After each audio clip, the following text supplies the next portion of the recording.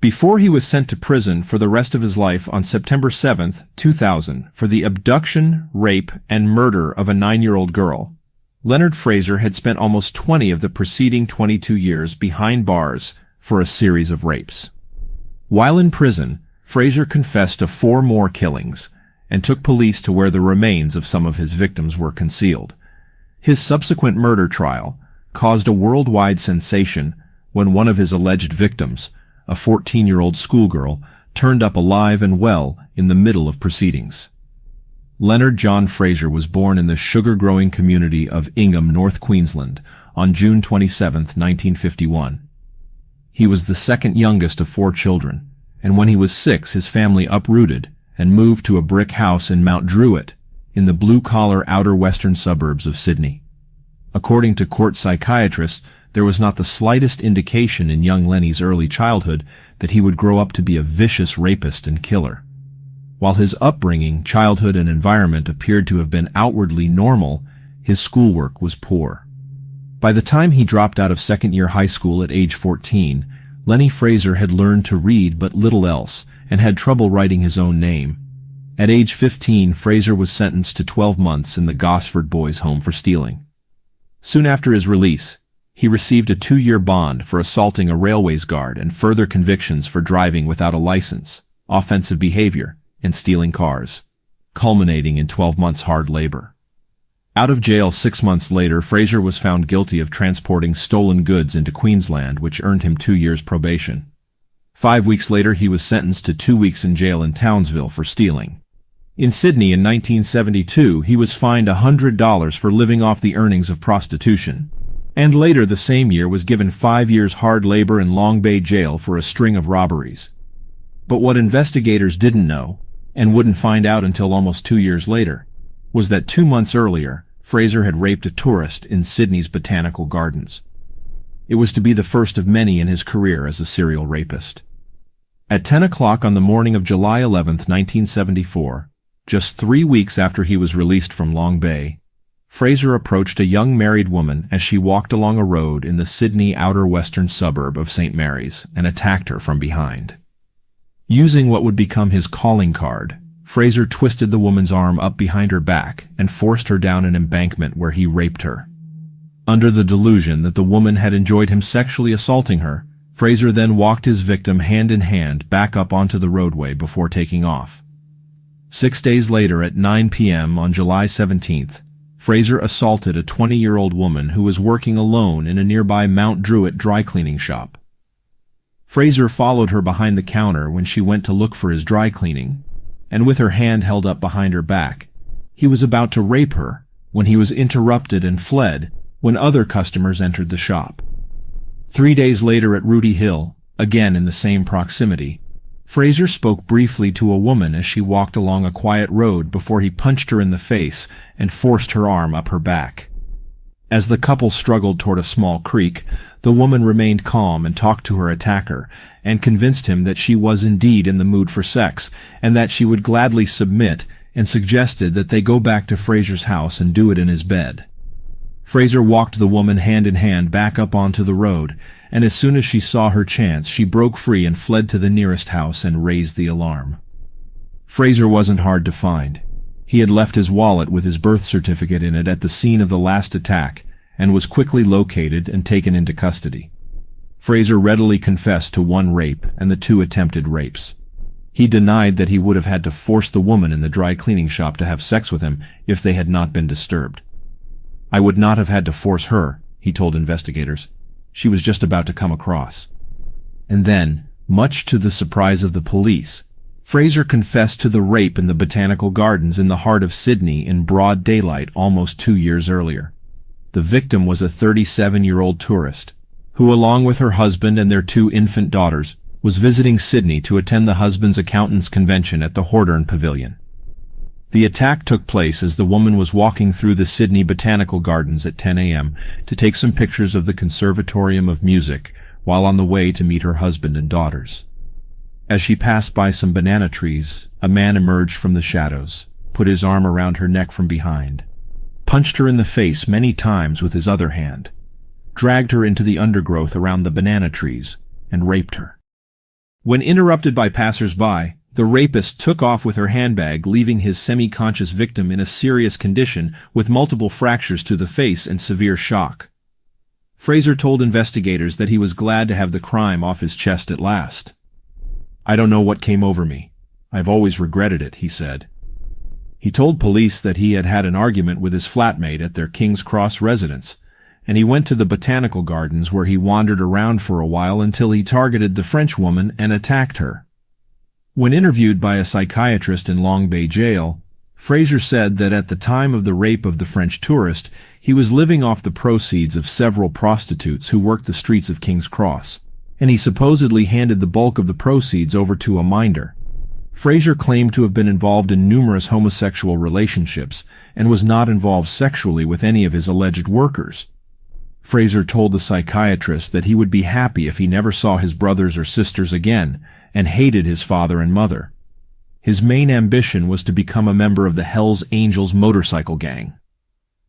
In December 1974, at the Sydney District Court, Leonard Fraser pleaded guilty to 2 counts of rape and 2 counts of attempted rape. The court psychiatrist's disturbing assessment was that Fraser was beyond help. "He has no conscience at all," the doctor warned. "He will use anyone and anything to his advantage without giving a lot of thought to other people's feelings. He has little or no impulse control. Apart from this, there is no real psychiatric disability. There is no known treatment for this type of psychopathic state." With all of this in mind, Justice Wooten sent Fraser to prison for a maximum of 22 years and, reluctantly, set the non-parole period at what the law demanded, 7 years. But I wish to make it clear in doing so that I am not in any way suggesting that you should be released at the end of the period, Justice Wooten added. The happiest person in the court when the sentence was handed down was Fraser's mother Daphne, who told the Sydney Morning Herald. "I have abandoned him as my son," she said. "I know it is a terrible thing to say, but I can rest when he is inside. I go to bed at night, and when I hear news of an assault or robbery, I know it will not be Lenny." Released in 1981 after serving a minimum of 7 years, Fraser made his way to Mackay in Queensland and took a job as a laborer on the railways. In 1982, Fraser gained entry to a woman's house by showing interest in a car she had for sale, and once inside grabbed her from behind and held her arm up her back as he had done in his previous attacks. To the amazement of investigating officers, the woman said that she talked Fraser into allowing her to ring her husband while the physical assault was taking place, and during the call, Fraser took the phone and told the man, "I hope you're not going to kill me. I just wanted to prove a point that somebody could break in and rape your missus." In the Mackay District Court, Fraser was sentenced to 2 months in jail for aggravated assault on the woman. Out of jail, Fraser settled in Mackay, and late in 1982, he was living with a woman and her son in an old house that had been converted into flats. He had a daughter with the woman and managed to hold down his job as a laborer with the railways for the next 2.5 years.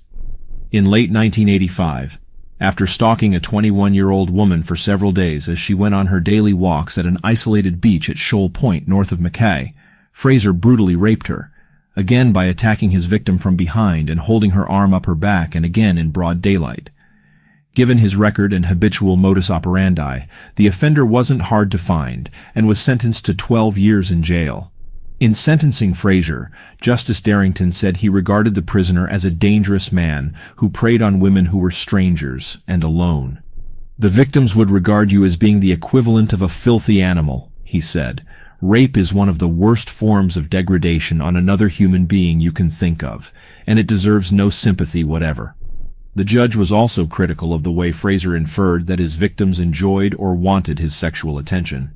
In Rockhampton's Etna Creek prison where Fraser served his time, he became known as Lenny the Loon due to his erratic and unpredictable behavior. His violent outbursts would be triggered off for no apparent reason, and the prison lore was that it was wise to give Lenny the widest possible berth.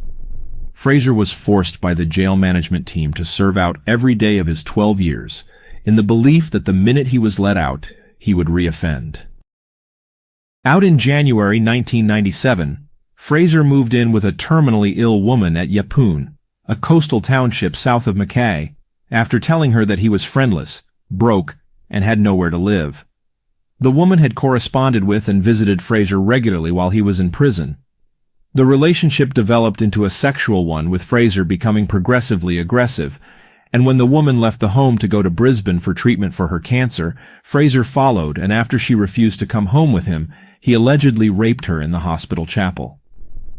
The woman died 6 months later of cancer. Fraser returned to live in Mount Morgan, a mining town of 3,500 residents on the Burnett Highway southeast of Yeppoon and near Rockhampton. It didn't take long before the locals were talking about the strange man who had come to live in their quiet little hamlet. An intellectually disabled woman complained to police that Fraser had annoyed her while she was riding on a bus. Fraser was seen roaming around the town at all hours of the night, and every day when the local school came out, he was waiting at the front gate, where he would try and strike up a conversation with any female, irrespective of age, who passed in or out. Fraser frequented employment agencies that serviced the intellectually handicapped in search of female partners, and he mowed lawns and drove children to school for petrol and beer money.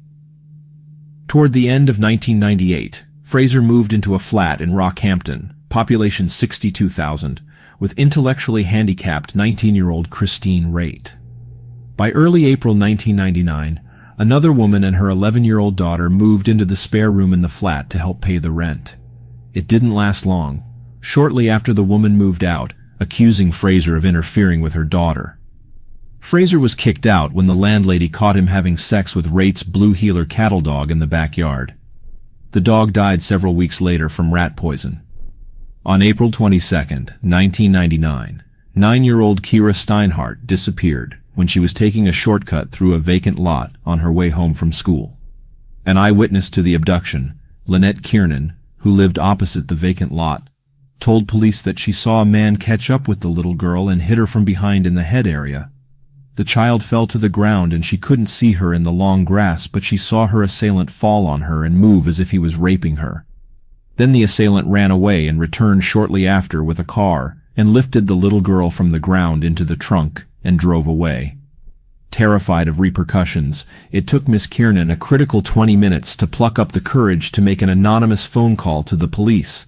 But by then, little Kira was dead and disposed of. The following day, police traced Fraser through Miss Kiernan's description of his early model red Mazda 626 sedan and picked him up. It was 2 weeks before Fraser broke and confessed to Kira's murder and took police to her naked body. He had abandoned the body on a thick bed of grass near the Rockhampton racecourse. Her throat had been cut, and, as if in a belated veil of chastity, Fraser had draped Kira's green school jumper over her torso. When questioned by investigators, Fraser's flatmate, Christine Raitt, said that she had gone for a drive with Fraser along a bush track near Rockhampton's racecourse on the day that Kira had gone missing. Miss Raitt said that Fraser stopped the car and told her not to watch what he was doing. With that, she said he removed what looked like a blonde doll wearing a green school uniform from the trunk. Miss Raitt said that when Fraser saw her looking, he dropped what he was carrying and went back to the car and reached into the window and punched her. She then looked straight ahead, and after a little while, Fraser got back into the car and drove away. Miss Raitt said that when they returned home that evening, Fraser washed the trunk out thoroughly. DNA samples taken from the blood and hair found in the trunk of Fraser's car matched that of Kira Steinhardt. There was also another female's blood on the trunk hinge and on a cigarette paper in the glove box. On the 7th of May, Fraser was charged with the rape and murder of Kira Steinhardt. In September 2000, prosecutor Paul Rutledge told the Brisbane Supreme Court that Fraser, who had pleaded not guilty to the charges, had attacked the little girl for nothing other than sexual gratification. Mr. Rutledge put it to the court, "Why did Fraser follow a 9-year-old into the lot and hit her so hard she dropped to the ground? Why did he strip her naked?" Eyewitness Lynette Kiernan, who had seen the assault from her house, told the court that she had also seen Fraser standing next to Kira at the traffic lights the day before the little girl was murdered. The court heard evidence that Kira was excited that for the second week, her parents had allowed her to walk the 30-minute route from their North Rockhampton home to school, and that she had left her friends outside the school gate at 3 p.m. to make her way home alone. On the day she was murdered, Kira turned off Robinson Street, and as she was walking through a vacant lot on the fringe of the bush, Fraser attacked her from behind, knocked her to the ground, set upon her, and raped her. Finished, Fraser hid the little girl's naked body behind a tree and threw her school bag into the bush in the opposite direction. He returned a short time later in his red Mazda sedan, bundled the body in the trunk, and took off. The court heard that due to the advanced decomposition of her body, it was impossible to determine how Kira died, or if she had been sexually assaulted. But, Mr. Rutledge pointed out, there was no escaping the damning tape recording of a conversation Fraser had in the Rockhampton watch house, in which he asked another prisoner to dispose of a knife he had hidden in a peg box in his apartment. Mr. Rutledge told the court that the simple explanation of the facts was that Fraser plunged that same knife into the neck and upper body of the little girl. Fraser remained stoic throughout the trial, and neither called for nor gave any evidence on his own behalf, except to steadfastly deny at the start that he had neither abducted, raped, or murdered Kira, or that he was in or near the lot on the day in question. Yet, when police had originally charged Fraser with the crimes, he had offered an apology to Kira's parents. "I'd like to say to her mother and father, and I know a lot of people won't believe me, but if you check my background, it's not my go to harm a child," he said. "I'm just sorry this is happening, and I don't know what made me do it. At least I can try to. I'm going to try and get help after I get sentenced and all, so that's a good step." In light of the overwhelming evidence, Leonard Fraser was found guilty of the abduction and murder of Kira Steinhardt at Rockhampton on April 22, 1999. At Fraser's sentencing on November 9, 2000, Justice Ken McKenzie labeled him a sexual predator of the worst kind. Lone females in a public place, as is present in this case, were compelled by force and threats to go to a place where the risk of disturbance was less, Justice McKenzie said. The offense involves severe, indeed extreme violence on a child. Fraser's story is that of a sexual predator of the worst kind. Justice McKenzie said that he could see no reason to suppose Fraser had any prospect of rehabilitation and sentenced him to an indefinite life sentence. Under New Queensland legislation enacted in 1997, an indefinite life sentence means that, unlike a life sentence where the prisoner could automatically apply for parole after 15 years, he must not only apply to the parole board, but also to a Supreme Court judge before he could ever be released. Both would have to be satisfied that Fraser no longer posed a threat to the community before the indefinite order was lifted. This sentence virtually slammed the cell door behind Fraser for the rest of his life. But that was not to be the end of it.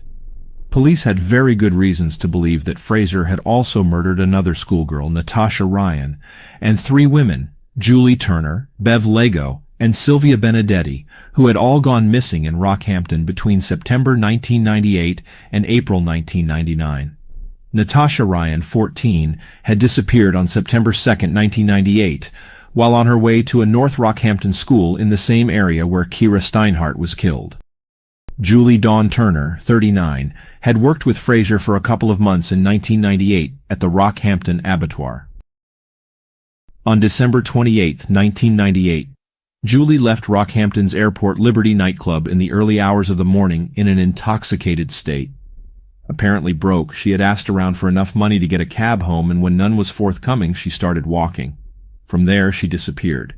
Julie had previously told friends that she was moving in with a guy named Lenny, but hadn't elaborated further. Beverly Doreen Lego, 36, met Fraser at a Mount Morgan hostel where he was staying in 1997. Miss Lego was last seen on the 1st of March 1999 at a bank in the CBD near the East Street Mall. Sylvia Maria Benedetti, 19, disappeared on April 17, 1999. 6 days later, while police were searching for the body of Kira Steinhardt, who had disappeared the day before, they were led to the derelict Queensland Hotel by its wreckers, who had made a horrific discovery. In room 13, the carpet was soggy with blood, and there was blood sprayed all over the ceiling and walls. There were bone fragments in the carpet. In a downstairs freezer, police found a pair of women's shoes submerged in filthy water. A forensic examination revealed that the blood was human, and given the spate of missing women in recent months, police had good reason to believe the blood to be that of Sylvia Benedetti. By now, they also believed that there was a distinct possibility that there was a serial killer in their midst. The attack had been so savage that the victim had lost about 4 liters of blood, which was about as much as a woman the size of Sylvia Benedetti would have in her entire body. Police believed that Sylvia Benedetti was known to Fraser and was seen with him on the night before she disappeared. DNA tests of blood found in the trunk of Fraser's car matched that of the blood found in the room.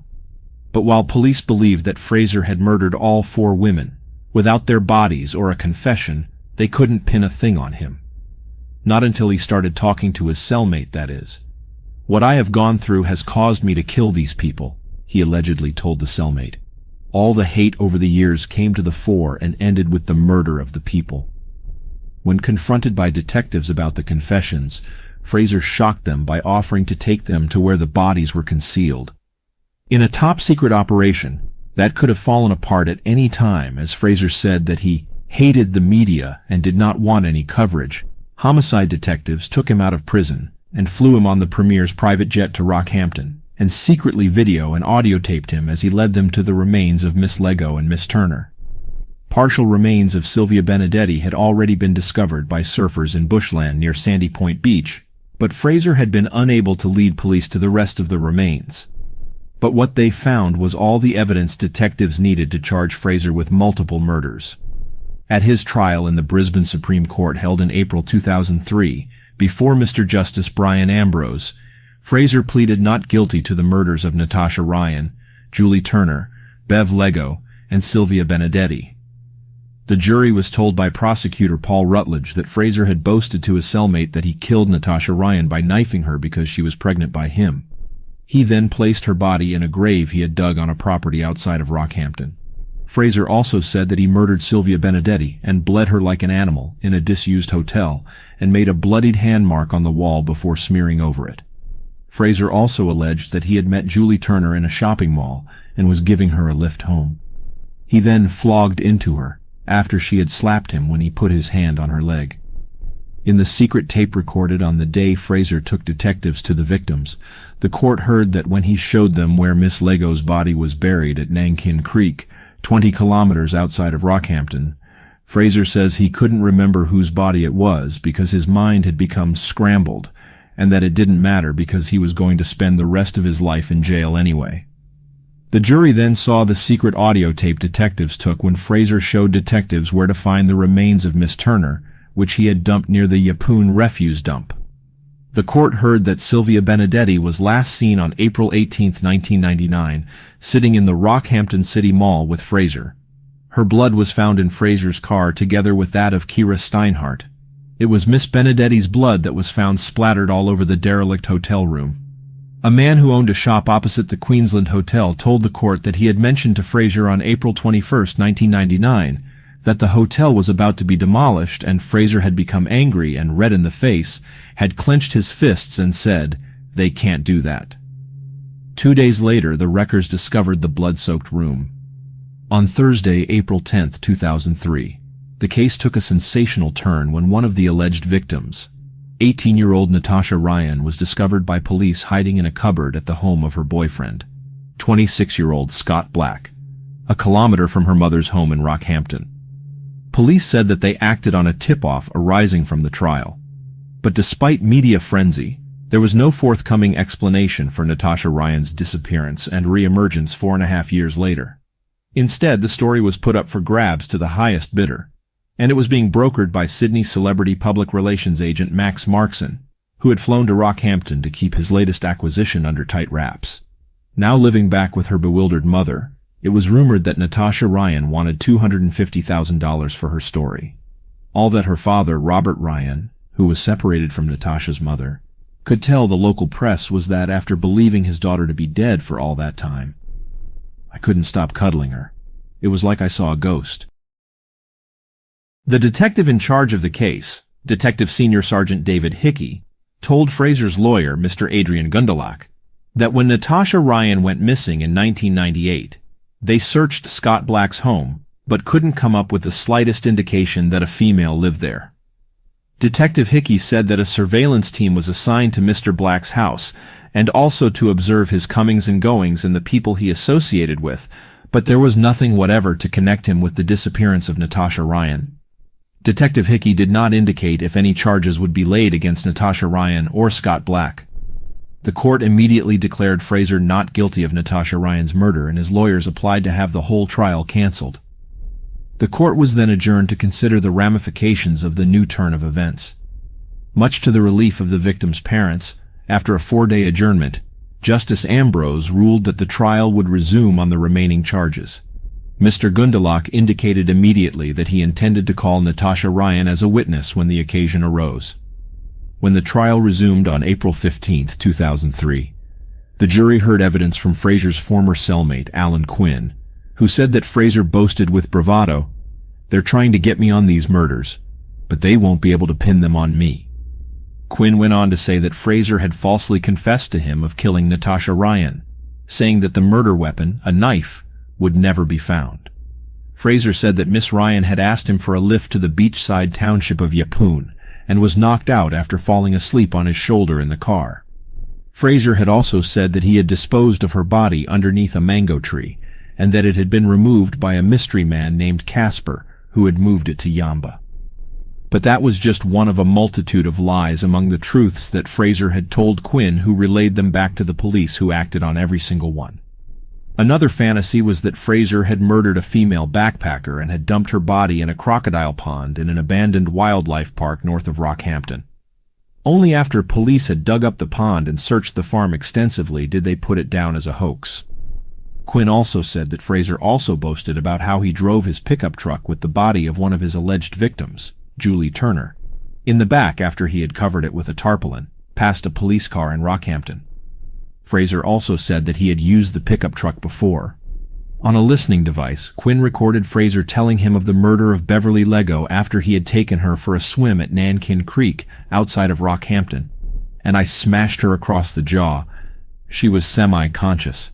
I pulled the rope that is used for a swing over and put it around her neck twice and tucked the end through the loops and pulled it tight.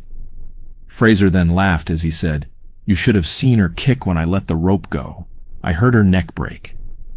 And then she stopped kicking and her legs dangled in the water. It didn't take much to kill her, because she was really skinny. I took the rope off her and dragged her through the water hole into the long grass where I put her in that ditch. I made sure that I pulled the tall grass back up as I went, so there was no trail left behind in the grass. To make sure she was dead, I placed her black sporting briefs around her neck and pulled them tight, so if she woke up she wouldn't breathe, she would die. The tape also recorded Fraser telling of how on April 18, 1997, in the Rockhampton Mall, he met Benedetti at a time when she was unhappy with where she was living and was going through a bad time with her boyfriend. I took Benedetti to a disused hotel, to room 13. I told her that I had drugs stored there. I tried to kiss her. She didn't like it, he said. I hit her and knocked her out. I went downstairs to check if anyone had heard her scream. I went back upstairs and she was just lying there staring at me. When they are unconscious, they always stare at you. I knew I was going to be in trouble, so I picked up a block of wood. I thought that it was a block of wood. It could have been a window counterweight, I don't know. But it had serrated edges. Boy, she bled like a pig. Having sold her story to 60 Minutes and Woman's Day magazine for an undisclosed sum, Natasha Ryan appeared in court as a defense witness and told a packed gallery that she had never seen the accused man, Lenny Fraser, before in her life. She said that her mother had dropped her off at school on August 31, 1998, and after having gotten into trouble with a teacher, and she decided that it was the last straw. She ran away to stay with Scott Black, and she had been with him ever since. According to the police investigation into her disappearance, the last time Natasha had been seen by anyone was by two friends near a Rockhampton cinema several days later. As the trial drew to a close, it was revealed by the prosecution that Fraser had sent police a press release from a Mr. Squeaky in an attempt to throw them off his trail. "I want you to understand that I am responsible for all the murders in the Rockhampton area," Mr. Squeaky said in the release produced by Fraser in prison. Unbeknownst to Fraser, detectives were recording his and Quinn's conversations about the release through a listening device in Quinn's cell. On January 18, 2001, 3 weeks after he had led police to the graves of 3 of his victims. "You will never know my real name. "You can refer to me as Squeaky," it read. Mr. Squeaky's release said the information it contained about the murders was only known to him, obviously Fraser's alter ego. But the plan failed miserably as it contained intimate information that only the killer, and not yet even the police, knew. One admission was that Beverly Lego was strangled with her black panties and a bra. The admission was made 3 days before forensic scientists revealed that that was indeed how she had died. Mr. Squeaky also said that where Julie Turner had been murdered, near a police boys' club, he had abandoned a pair of her sandals near an electrical box. A subsequent search found a sandal and Julie Turner's bra. In the press release, Mr. Squeaky also admitted to committing many other crimes in the Rockhampton district, including many rapes that had never been reported to the police. The prosecution pointed out that all Mr. Squeaky's confession did was incriminate Fraser further. On May 9, 2003, after a little more than a day's deliberation, the jury convicted Fraser of the murders of Sylvia Benedetti and Beverly Doreen Lego, and the manslaughter of Julie Dawn Turner. The verdict of manslaughter meant that the jury believed that Fraser did not intend to kill Julie Turner. Fraser stood silent and red-faced in the dock and then yawned and stretched his hands behind his head as the verdicts were handed down. On May 28, 2003, Fraser lodged an appeal against his conviction for the killings. On June 13, 2003, Justice Brian Ambrose sentenced Leonard John Fraser to 3 indefinite jail terms for the 2 murders and 1 manslaughter, and described Fraser as an untreatable psychopath, with a brutal desire for middle-aged women down to children. Justice Ambrose said that Fraser was motivated to kill because of his unusual sexual desire. He said that Fraser would not be eligible for parole, which was all but impossible anyway until he was 81. Even then, should he live that long, the most likely scenario was that he would die in jail. On December 31, 2006, Leonard John Fraser, 55, died in his sleep in the secure unit at Princess Alexandra Hospital. He had been in the hospital since Boxing Day, December 26, 2006, when he suffered cardiac arrest. Queensland Corrective Services said Leonard John Fraser, 55, passed away after he went into cardiac arrest at about 3:20 a.m. at Brisbane's Princess Alexandra Hospital.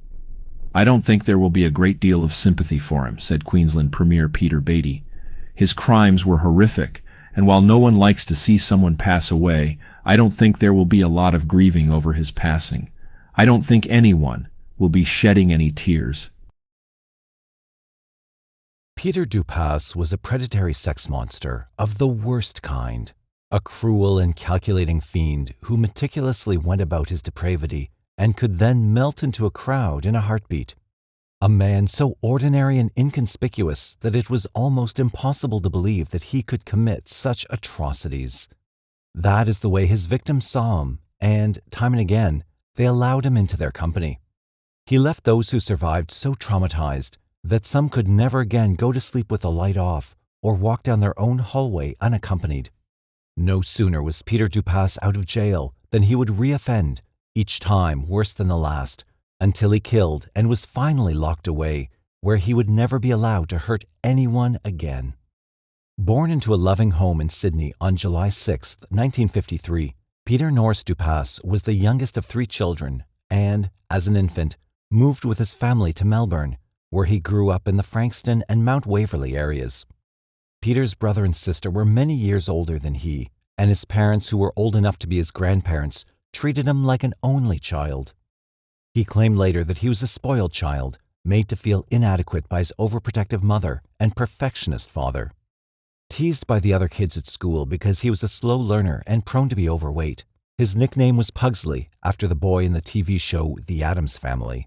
Dupas grew up as the class dunce and repeated Form 1. At age 15, Dupas embarked on his criminal career in a fashion that would become his trademark, attacking women with a knife. On October 3, 1968, while wearing his school uniform, Dupas went to the house next door and asked his friendly 27-year-old neighbor, who was nursing her 5-week-old baby, if he could borrow a sharp knife so he could peel some potatoes. As the woman commented on what a good boy he was for helping his mother with the cooking, he lunged at her with the knife and stabbed her in the stomach without saying a word. "He knocked me down onto the floor and fell on top of me," the woman told the police. "He kept on stabbing me with the knife, and I kept trying to ward him off. I felt the knife cut into my hands, mainly my right hand, my face, and my neck. I was holding on to the knife at one stage, trying to break the blade. I was lying on my back, and he was sitting on top of me. He said, "It's too late. I can't stop now. They'll lock me up." After covering her mouth with his hand and repeatedly bashing the woman's head on the floor, Dupas stopped as abruptly as he had begun. He told police he didn't know why he had attacked his neighbor and that he would never intentionally hurt anyone. "I can remember having the knife in my hand," Dupas told police. "I must have been trying to kill her or something." The teenage assailant was taken to Lorendale Hospital for psychiatric assessment. It was concluded in the court that he was caught in an emotional conflict between the need to conform to the expectations of his parents and the unconscious urges to express his aggression and his developing masculinity. Dupas was put on 18 months probation and told to undergo psychiatric evaluations. He left the horrors of school and took up an apprenticeship as a fitter and turner at General Electric in nearby Notting Hill. As is the case with a lot of socially unacceptable serial sex offenders who get their kicks out of dominating and dehumanizing defenseless women. While doing his apprenticeship, Dupas applied to join the police force so he could exert his authority legally, but he was rejected for being 1 centimeter too short. On March 10, 1972, a man chased and caught 19-year-old Dupas after finding him peeping through the bathroom window at his wife in the shower. On November 15, 1973, Dupas was interviewed by police after motorists reported that he had repeatedly driven alongside the complainant's car, staring and smiling at his 12-year-old daughter. 2 weeks later, detectives from nearby Nunawading arrested and charged Dupas with the rape of a married woman 3 weeks earlier on November 5, 1973. They alleged that Dupas had asked his victim for help, claiming his car had broken down outside her home. While the woman was looking for a screwdriver, Dupas hid in the house, then threatened the woman and her 18-month-old baby with a knife before raping her. Police alleged that in the 2 weeks before he was picked up, Dupas had tricked his way into 2 homes with the same ruse, but had left without assaulting either woman. He stole money from the first house and left, and fled from the second when the woman told him her husband was on the way home and would be there any minute. Even in those early days, arresting detectives saw the potential danger in Dupas, and the leader of the investigation, Senior Sergeant Ian Armstrong, described him to reporters as an evil, cold, baby-faced liar who would probably cause the death of one of his victims if he wasn't straightened out. The investigating detectives discovered that Dupas was a consummate liar and a frustrating interview subject, as even in the face of overwhelming evidence, he would deny everything. Then he would break down, and just when it looked as though he was about to make a confession, he would straighten himself up and deny everything again, and they would have to go back and start again from the beginning. Detectives also discovered that Dupas was no ordinary rapist who chose his victims at random. He was organized to the point where he had everything worked out down to the last detail. He had pre-chosen his victims and went about his business in a very cold and calculated fashion, remaining calm at all times, even when arrested. He was a cool, cunning liar, Detective Armstrong told reporters. You'd look at him and think, could he be this callous, this dangerous? But I knew this guy would be a danger. You could smell it.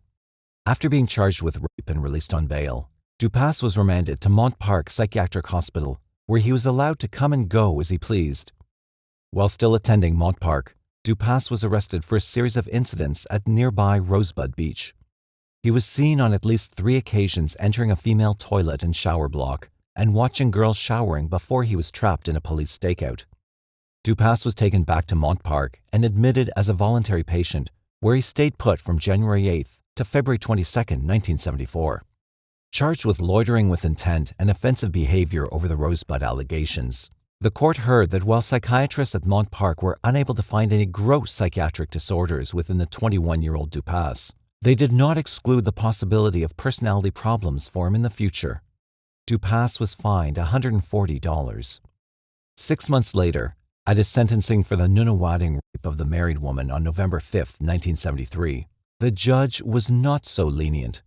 County Court Judge John Leckie didn't hold back as he berated Dupas for what he described as one of the most appalling rapes that could possibly be imagined. You raped a young married woman who was previously unknown to you in her own home and on her own bed, he told the prisoner. You invaded the sanctity of her home by a false story about your car breaking down. You threatened her with a knife. You tied her up with a cord. You struck her when she tried to resist. And worst of all, you threatened to harm her baby when she tried to resist. Whilst accepting that you are psychologically disturbed, Judge Leckie said, I believe you were fully responsible for your actions. And in what would be a fatally accurate prediction, Dr. Alan Bartholomew, one of Australia's most experienced forensic psychiatrists who had examined Dupas while he was in custody, told the court, I am reasonably certain that this youth has a serious psychosexual problem, that he is using the technique of denial as a coping device, and he is to be seen as potentially dangerous. Judge Leckie sentenced Dupas to 9 years in jail with a non-parole period of 5 years. Jail and attempts at rehabilitation obviously had no effect on Peter Dupas, and a little more than 2 months after his release on September 4, 1979, after serving 5 years and 8 months, he attacked 4 women over a 10-day period, leaving them psychologically damaged for the rest of their lives. This time he was equipped with what would become his trademark, a knife and balaclava. Dupas raped his first victim in a Frankston public toilet block. His next 3 victims escaped, but one, an elderly woman, was stabbed in the chest as she offered as much resistance as she could muster in an attempt to escape. His attempt at rape foiled. Dupas bolted. The woman told police that as she started getting to her feet after her assailant had run away, she realized that blood was pouring from the left side of her chest. She had been stabbed. When picked up by police, he confessed to all of the attacks, said that he was glad that he had been caught, and said that he had fled from the last 2 attempted assaults when the woman started screaming. His only explanation for the attacks was that he gets the urge.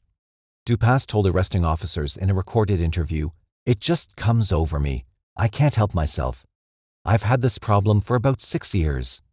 It all started again about a year ago.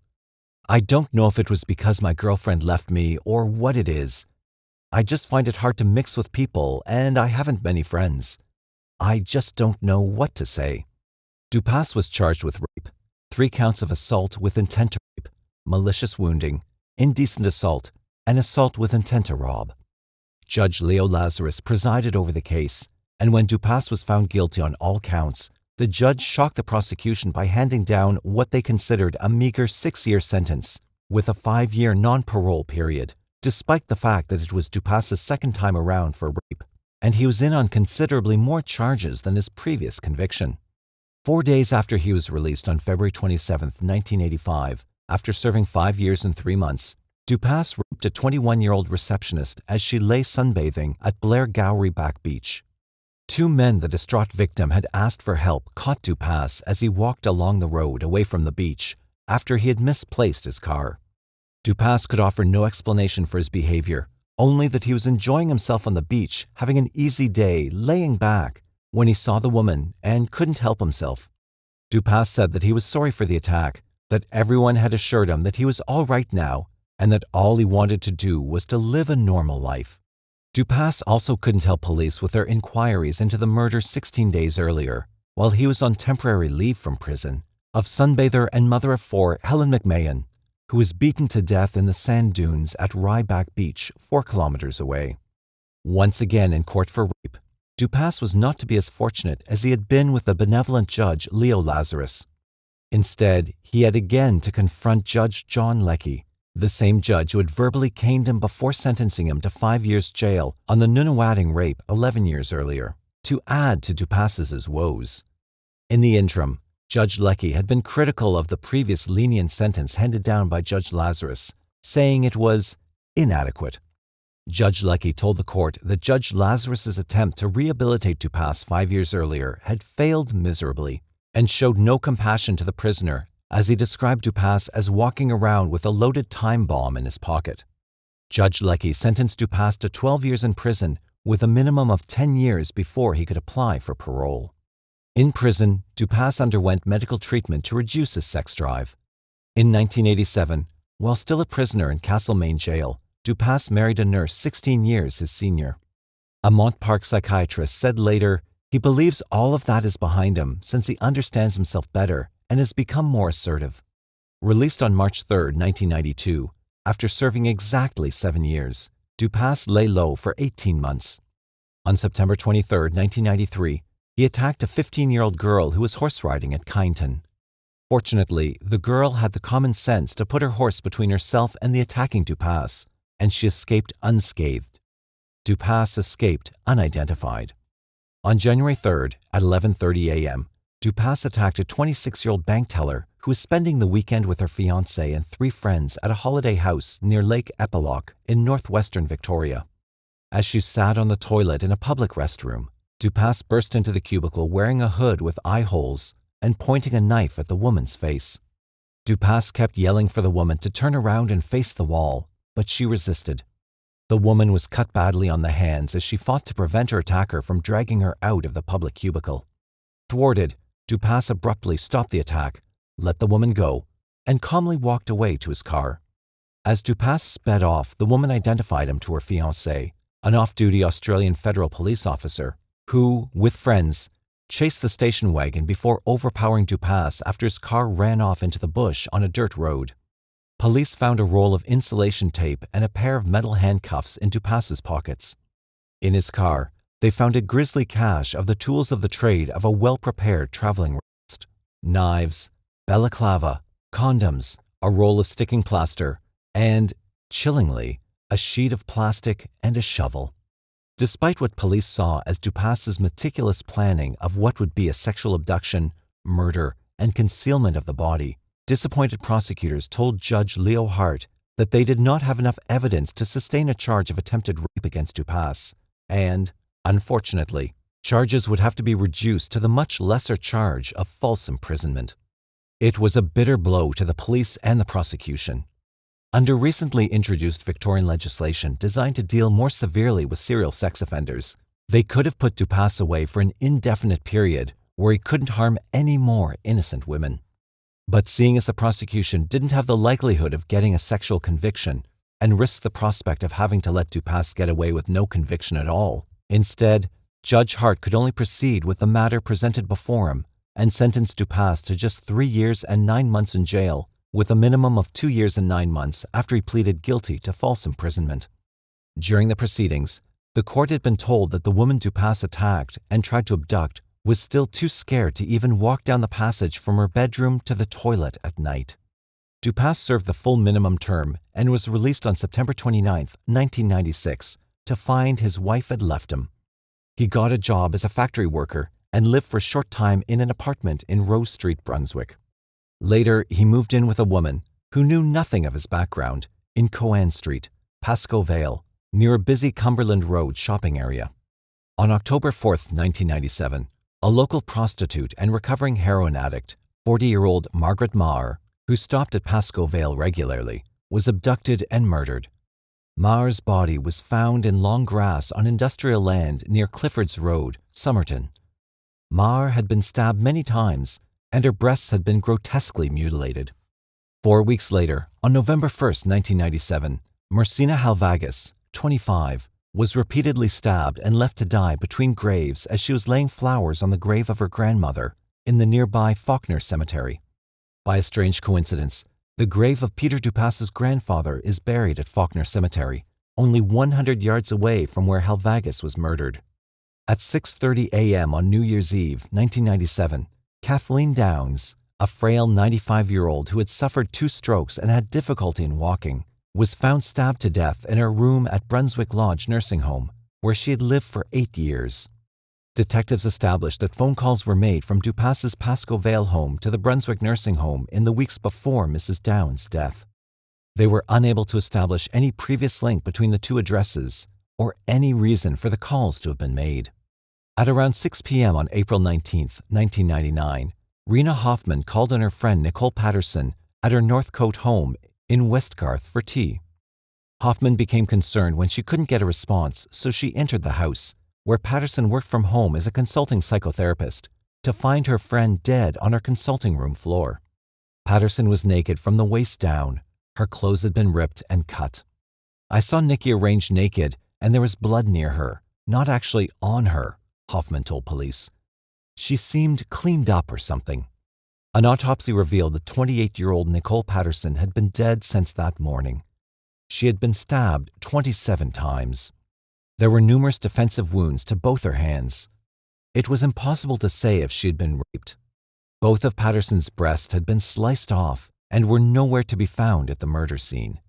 Patterson's mutilations were similar to those of Margaret Marr, who was murdered on October 4, 1997. Patterson's neighbor heard a woman scream at 9:30 a.m., and another witness heard two shouts around about the same time. Another neighbor said she heard a scream of pain, not fear, and about 10 minutes later, she saw a man walking with a sort of intentness from the direction of Patterson's house. The killer had been thorough. He had cleaned up after himself. There were no fingerprints or footprints. It looked as though the house had been wiped down, and it appeared as if the killer had scoured the premises to see if he had left any clues. He had even taken Patterson's purse containing her driver's license and her mobile phone. But the killer had missed the most incriminating piece of evidence. Under clothing on the lounge, detectives found Patterson's appointment book.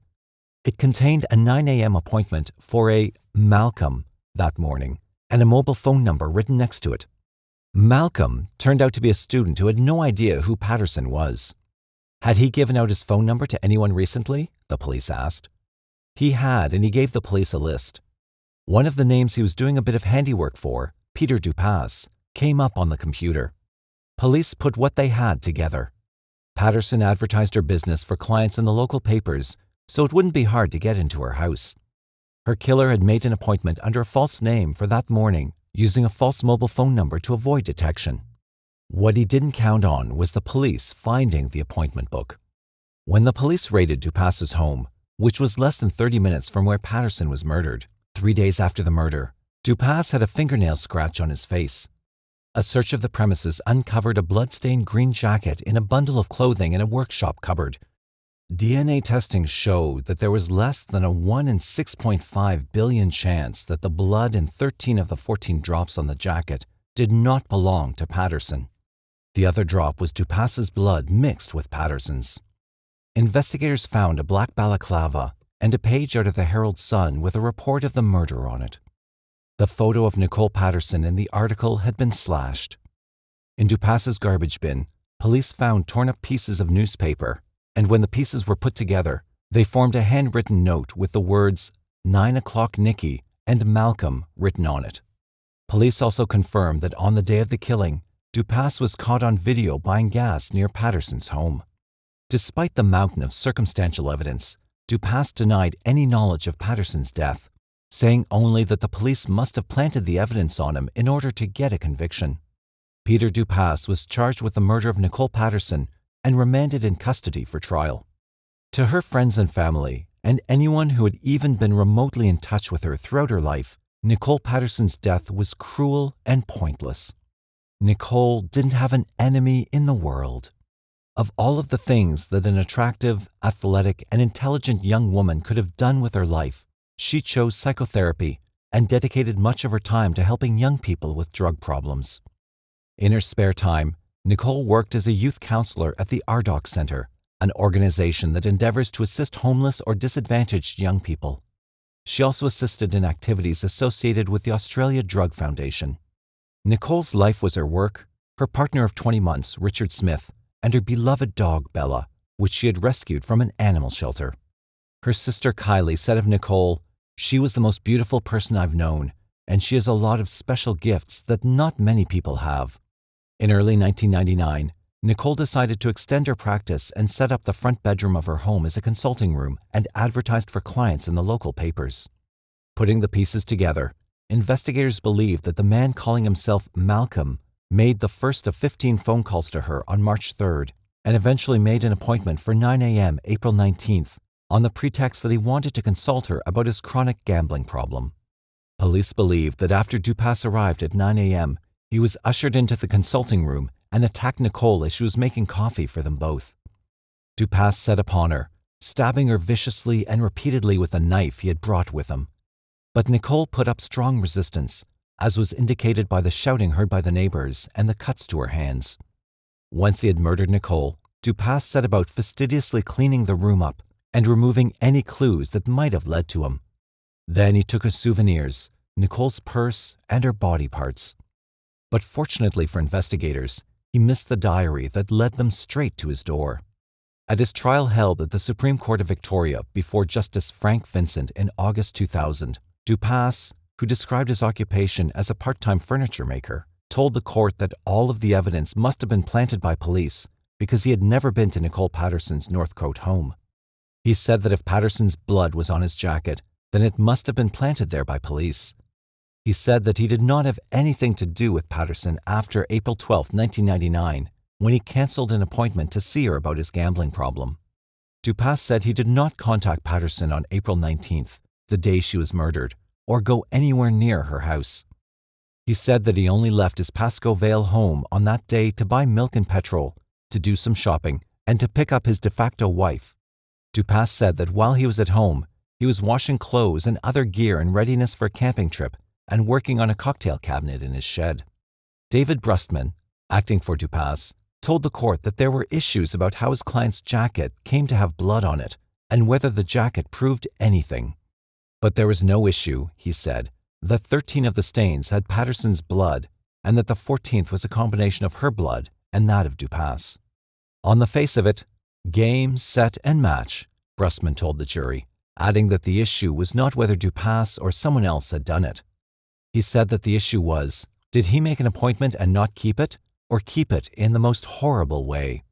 In cross-examining Dupas, prosecutor Jeff Horgan pointed out that it must have been an amazing coincidence that out of all the jackets Dupas had in his home, the police sprinkled the deceased's blood on the one he was wearing the day she was killed. Horgan suggested that if this were the case, then the police must have carried around a vial of Nicole Patterson's uncongealed blood for 2 days in order to sprinkle it on the jacket on the day that he was arrested. On August 17, 2000, after 2.5 hours of deliberations, the jury returned a guilty verdict. At Dupas's sentencing hearing on August 23, 2000, Justice Vincent told him, "I note that you have an appalling criminal history involving repeated acts of sexual violence and which extends over approximately 30 years. You have admitted 16 prior convictions involving 6 court appearances between March 27, 1972 and November 11, 1994. All of the offenses were sexually related or motivated. A number of them involved physical violence and the use of a knife. On 3 separate occasions, you were sentenced to terms of imprisonment for the commission of rape, aggravated assault, or assault with intent to rape. On the second and third of these occasions, you committed your offenses within a very short time of your release from custody. It appears that the only periods during which you were at large in the community without committing offenses were 2 periods of approximately 12 months each, during which you were subject to strict parole conditions following your release from prison in 1992 and 1996. However, it was not long after that form of control was lifted by the expiration of the sentence to which it was related that you reverted to your usual type of criminal behavior. You regarded Nicole Patterson as nothing more than prey to be entrapped and killed. Her life, youth, and personal qualities assumed importance in your mind only by reason of the sense of satisfaction and power you experienced in taking them from her. At a fundamental level, as human beings, you present for us the awful, threatening, and unanswerable question, how did you come to be as you are? Justice Frank Vincent sentenced Peter Norris Dupas to be in prison for the rest of his natural life without the opportunity for release on parole. Peter Dupas has since been questioned about the unsolved mysteries of Margaret Maher, Mersina Halvagas, Helen McMahon, and Kathleen Downs. He has denied any involvement. As of 2006, Dupas is serving his sentences between the Maximum Security Protection Unit at Port Phillip Correctional Centre in Laverton and HM Prison Bar 1 in Lara, a northern suburb of Geelong. He has attempted suicide several times while imprisoned. Prison staff describe him as a model prisoner while in custody and a monster whenever released. Serial killers like John Wayne Glover are extremely rare. In most cases of serial murder, the perpetrators very rarely leave a calling card, a repetitive clue or injury, telling investigators that it is the work of the same killer.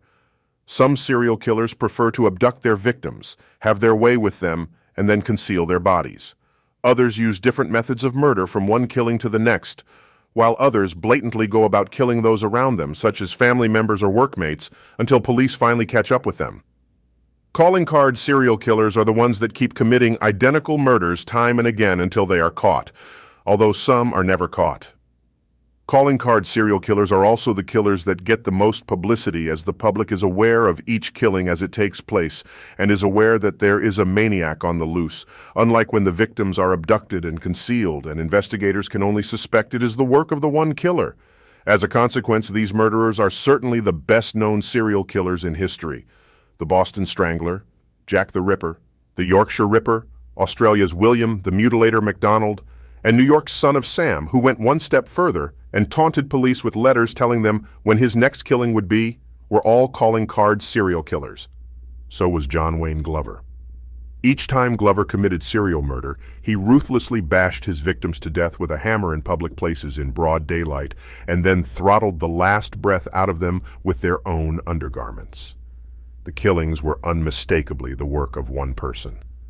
John Glover was the Granny Killer, the monster of Mosman, a vicious and calculating serial killer who deep-etched a macabre niche for himself into the history of Australia's most despicable murderers.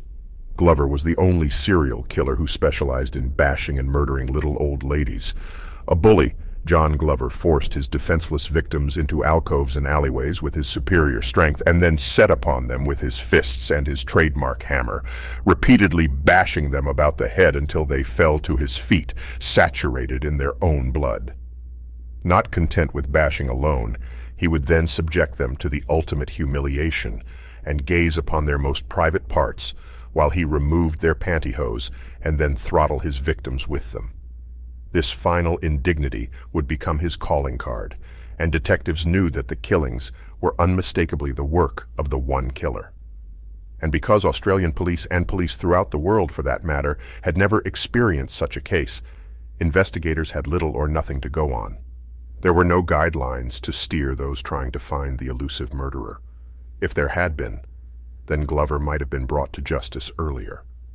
In the end, it was a combination of police diligence and an almost pathological urge to get caught that brought him to trial. Towards the end of his reign of terror, Glover was leaving clues all over town. Tragically, if this vital information had reached them a lot earlier, then perhaps one life, or possibly two, may have been saved. But John Wayne Glover was the least likely person you would suspect to be a serial killer. He was as inconspicuous as he was evil. A big, friendly man in his late 50s, he was the backbone of middle-class society and the type of guy you could leave in charge of your kids or ask to keep an eye on your house while you were away. Married with 2 daughters, Glover and his loved ones lived a contented lifestyle in their comfortable family home in the fashionable harborside Sydney suburb of Mosman on Sydney Harbour. But it was mainly in these tranquil surroundings that he would bash and kill his victims. And as if to enhance this tragic deception of normalcy, Glover was a volunteer charity worker with the Senior Citizens Society and listed among his friends a former mayor of Mosman, with whom he would often have a drink at his favorite watering hole, the Mosman Returned Servicemen's Leagues Club. But Glover's real charity was himself. He would spend the proceeds of his muggings and murders on gambling and drinking. To add to his image of the regular middle-aged man, Glover held down a job as a sales representative with the 4 and 20 Pie Company. His warm handshake and jolly smile endeared new acquaintances to him immediately. He was a walking advertisement for his product, the type of bloke that it was nice to have around. But beneath that jovial exterior lurked one of the most twisted serial killers in the sad history of Australian crime, a vicious murderer who preyed on frail old women. If John Glover had been insane, then the grief-stricken relatives of his victims may have found some consolation, however minuscule, in knowing that their loved ones met their cruel demise at the hands of a maniac, someone who was driven to heinous crime by an unbalanced mind. But that was not to be the case.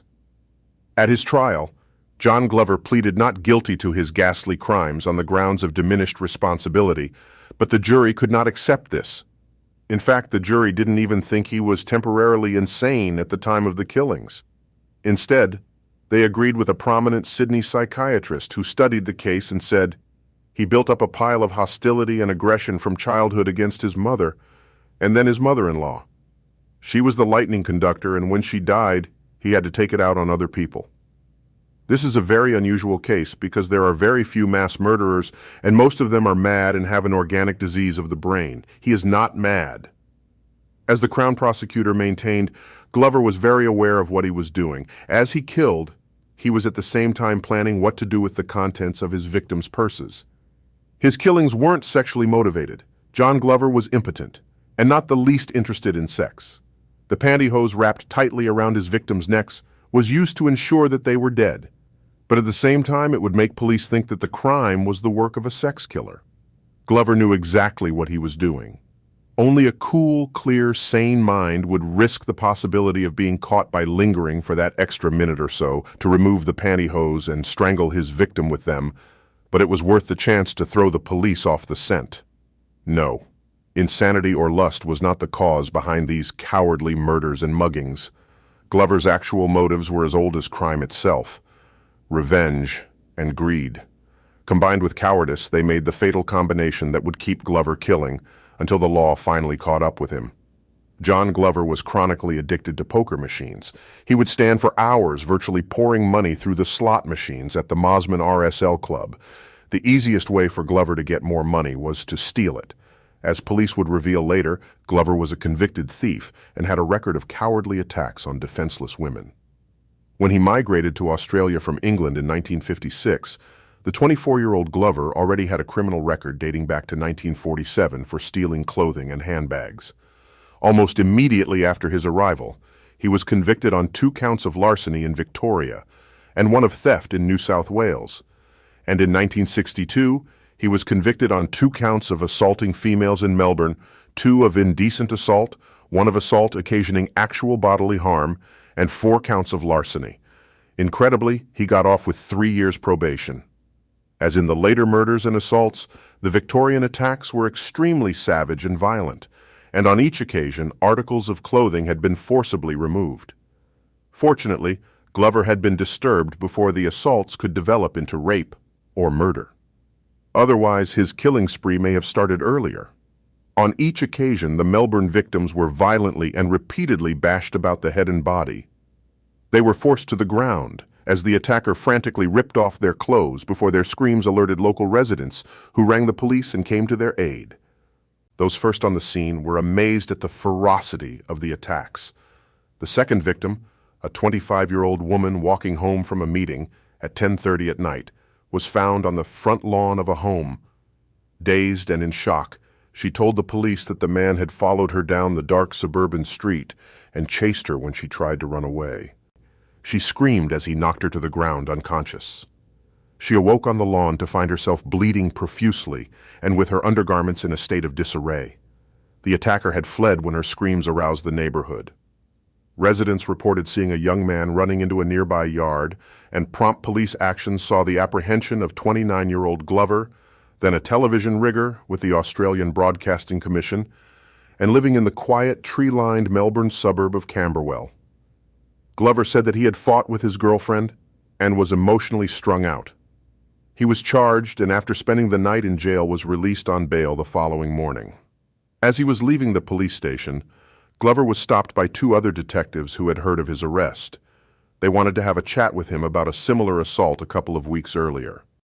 At first, Glover denied any knowledge of the incident, but under intense questioning, he confessed to the previous assault and was taken back to the station and recharged. In light of Glover's previous convictions and the ferocity of the attacks, the detectives were astonished when he was let off with a good behavior bond and 3 years probation. Retribution finally caught up with John Wayne Glover in 1965, but only in a small way, when he was convicted on a peeping Tom charge of being unlawfully on the premises. He was sentenced to 3 months in prison, but served only 6 weeks behind bars. Following his release from prison, Glover seemingly changed his ways, and apart from a minor shoplifting charge in 1978, he would not come to police notice again for many years. However, police now agree that it would have been almost impossible for a criminal of Glover's nature to keep his hands to himself for the following 25 years. In fact, some police wonder if Glover could have helped with inquiries into at least 5 other unsolved murders, with similar modus operandi, committed between 1965 and 1989. In Melbourne in 1968, Glover married Jacqueline Gale, gay Rolls. They had met while Glover was working at a wine and spirits store in Melbourne's inner city. Gay's father, John Rolls, felt that the quiet, handsome young man was a good match for their beloved daughter. At first, his wife Essie Rolls agreed, but it didn't take her long to figure out that Glover may have something to hide. Even though she was from a well-to-do middle-class Sydney background, Gay loved the gentle English migrant who had arrived in Australia in the 1950s with only 30 shillings, about $3, to his name. Glover came from a very poor working-class family and told his few friends that he had come to Australia to start a new life and leave behind a traumatic and disruptive family background. With her parents' blessings, Gay and John became engaged and married shortly after. In 1970, the happy couple moved to Sydney to live with Gay's parents in the comfortable family home at Mossman. Gay's father was very ill, and he asked the newlyweds if they would move into the house to keep him company. John Glover was delighted. The poor English migrant with a record of theft and violence had done well. To move to Mossman and into a 2-story house near the harbor was more than he could ever have dreamed possible. Like all of the decisions in their married life, it was a joint one between John and Gay to move into his in-laws' home. It was here that Glover's hatred for his mother-in-law, Essie, erupted. A separate wing was built on the house, so that Gay, John, and their 2 daughters, Kelly and Marnie, could live an almost separate existence from the demanding Essie Rolls. Glover would say at his trial that he hated Essie, that the atmosphere was always tense, and that the situation became even worse when Gay's father died in 1981. Glover told the court that Essie was a tyrant. Police had no trouble confirming this when they interviewed staff of the nursing home in Mossman, where she died in 1988. To add to Glover's domestic woes, in 1982 his mother, Frida, migrated to Australia and turned up on his door. Glover loathed her almost as much as he loathed his mother-in-law.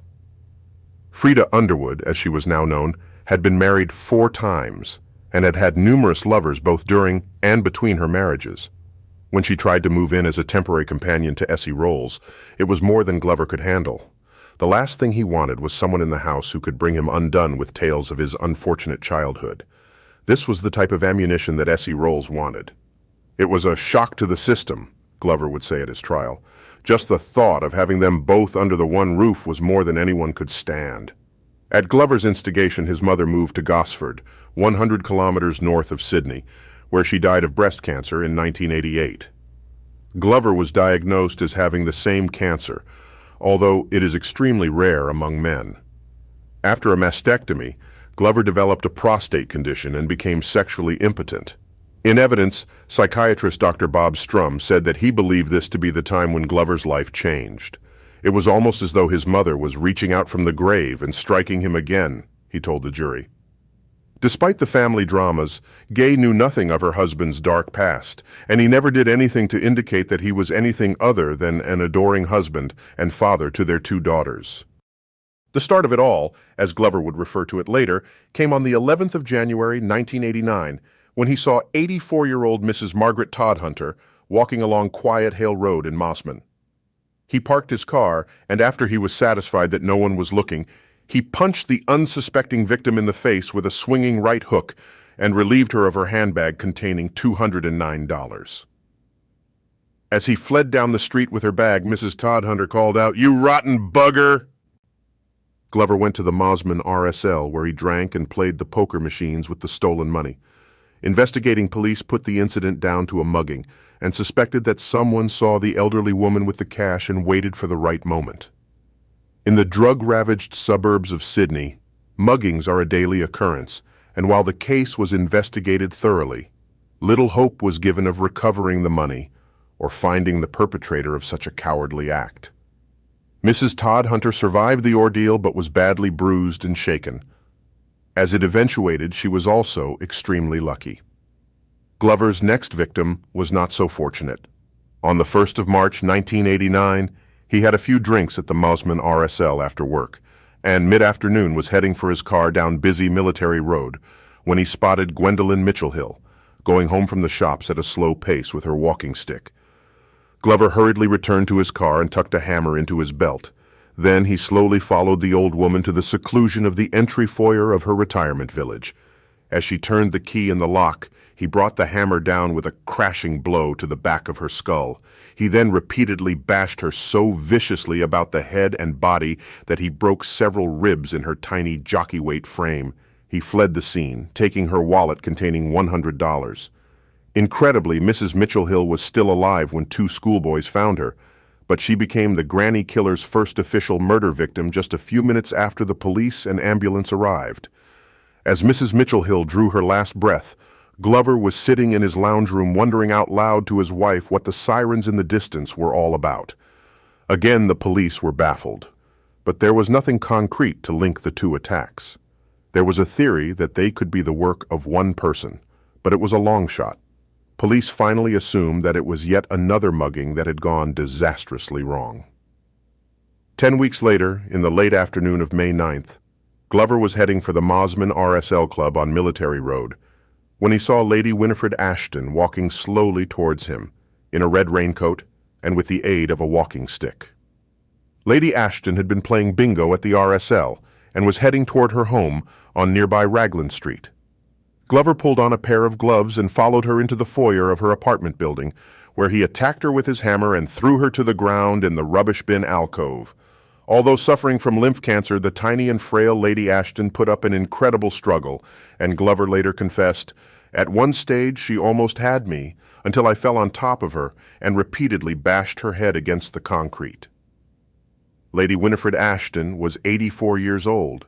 Lady Ashton was unconscious as John Glover removed her pantyhose and strangled her with them. Although no sexual act took place, this gruesome ritual would become Glover's calling card. And then, as if in respect for the dead woman, Glover laid her walking stick and shoes at her feet before he headed off with her purse, which contained $100. Glover later commented to the bar staff at the Mosman RSL that he hoped that the sirens they could hear just around the corner weren't for another mugging. He said this as he calmly fed the contents of Lady Ashton's purse through the poker machines.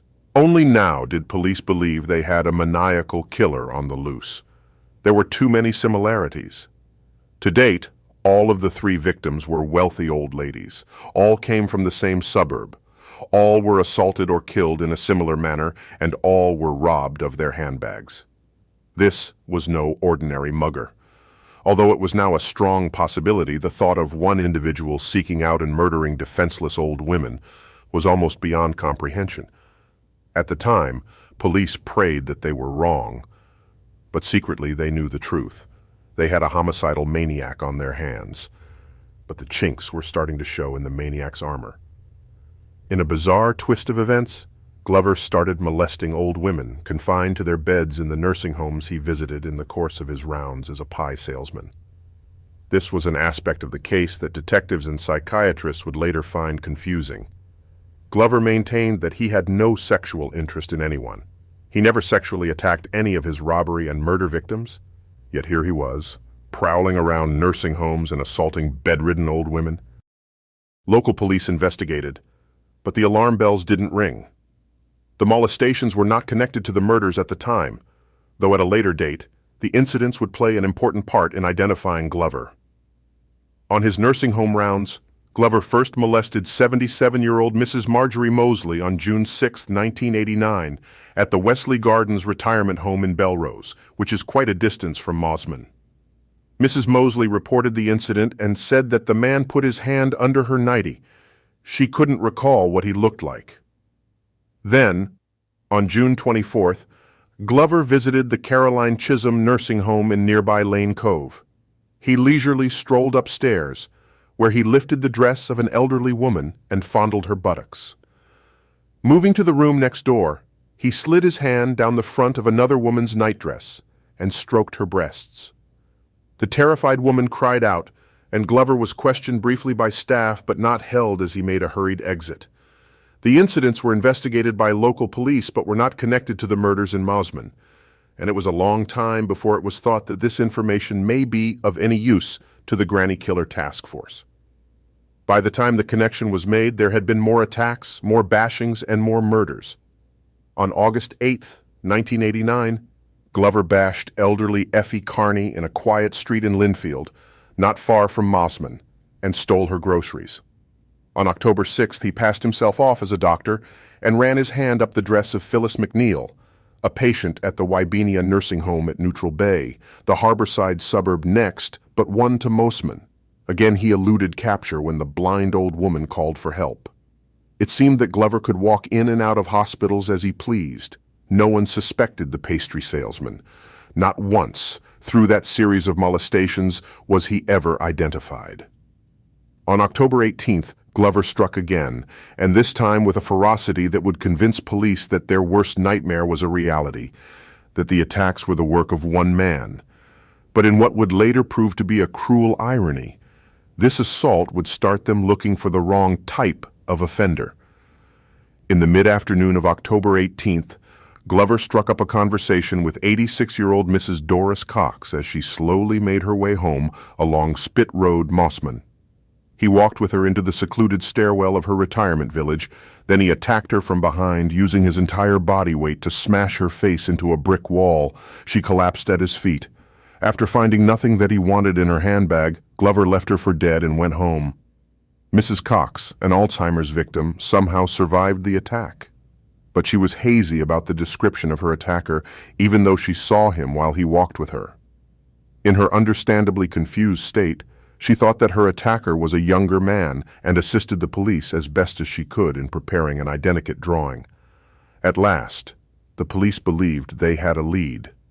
To the head of the task force, Detective Inspector Mike Hagan, the new information made sense. He suspected that the killer was a local because of the close proximity of the killings and muggings.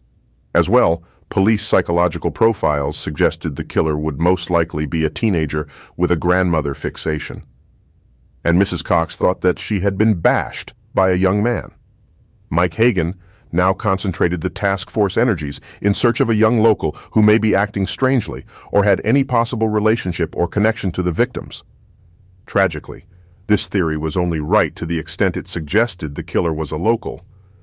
It would almost appear that some unknown force was protecting Glover, as his next attack would lead police to doubt that the man they sought was even a local.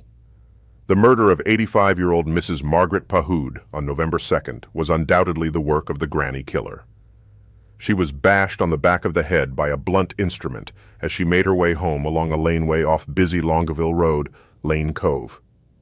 Coronial evidence presented at the trial indicated that the attack was over in seconds, and from the force of the blows taken by her massively fractured skull, the coroner concluded that it was doubtful that the poor old woman felt a thing. Glover took her handbag and tucked it inside his shirt with the hammer and calmly left the scene. There were no known witnesses, although Mrs. Pahoud's body was found within minutes by a passing schoolgirl who at first thought that it was a bundle of clothing dumped in the laneway.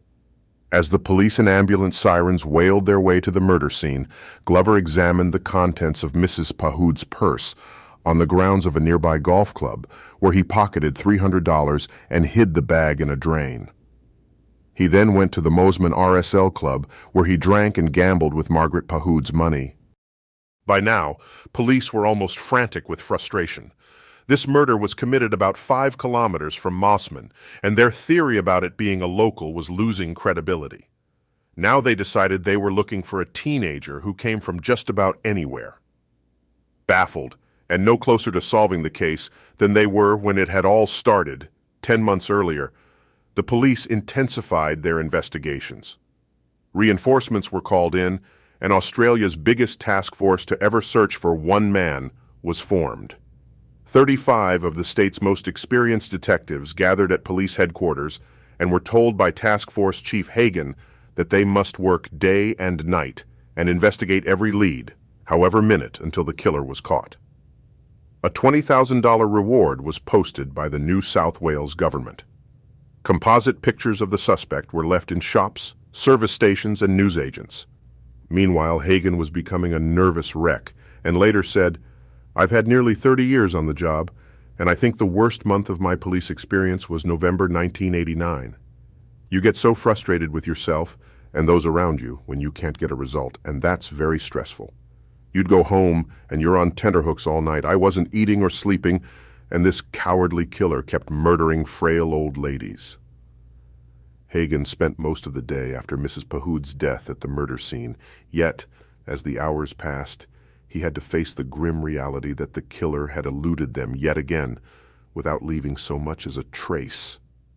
Exhausted from the lack of sleep, by the end of the day, Hagen called into the Pennant Hills police station on his way home to answer an urgent message on his beeper. He dialed task force headquarters. His knees sagged as he was told that they had yet another body, another pantyhose strangling. He later said, "I just can't explain my feelings that night. To have just come from a murder, and to be told there's another one. It was terrible. We'd had 2 serial murders within 24 hours.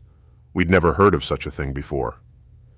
The granny killer's 4th victim was 81-year-old Miss Olive Cleveland, a resident of the Wesley Gardens retirement village at Belrose, on the upper North Shore. Glover had called there in the early afternoon, and, unable to get a pie order out of catering manager Rob Morrell, he left. On his way through the garden, he struck up a conversation with Mrs. Cleveland, who was sitting on a bench reading. When she got up and walked toward the main building, Glover seized her from behind and forced her into a secluded side walkway. Here he repeatedly slammed her head to the concrete before he removed her pantyhose and knotted them tightly around her neck. Glover then made off with $60 from her handbag. Unbelievably, no one connected this murder with the attack on Mrs. Mosley at the Wesley home only 6 months earlier. The task force still had no knowledge of the previous offense. If they had, they may have discovered that a portly, middle-aged man with gray hair was in the vicinity on both occasions. There were no clues, and the seemingly invisible murderer vanished into the afternoon. Again, the task force was baffled. Surely someone must have seen something. They checked and cross-checked witnesses' statements and canvassed retirement villages, joggers, cab and bus drivers, and junk mail deliverers. They even sent a history of the case to the FBI in the vain hope of a lead. No luck. Sydney's lower North Shore was now under siege. People stayed off the streets, and anyone with elderly neighbors or relatives was checking on them at regular intervals. Old women were being driven to and from the shops. No one was taking chances, and still, police investigations continued. The checking and cross-checking went on. A week after the Olive Cleveland murder, the police got their first break as the agonizingly slow cross-checking paid off, and a pattern emerged. In several of the attacks, the victims recalled seeing a gray-haired, well-dressed, middle-aged man. Now, the very first victim, Mrs. Margaret Todhunter, recalled a man of that description passing her just before she was attacked from behind and robbed of her purse. And Mrs. Effie Carney, who was bashed and robbed of her groceries in August, also described her assailant as a well-built, mature man with gray hair. Both victims described their attacker as an average type of person. At last, police realized that they may have been looking for the wrong man, and that their killer could well slip in and out of places unnoticed, because he was simply not the noticeable type. Armed with this sense of what the granny killer looked like, the police still had to find their average man.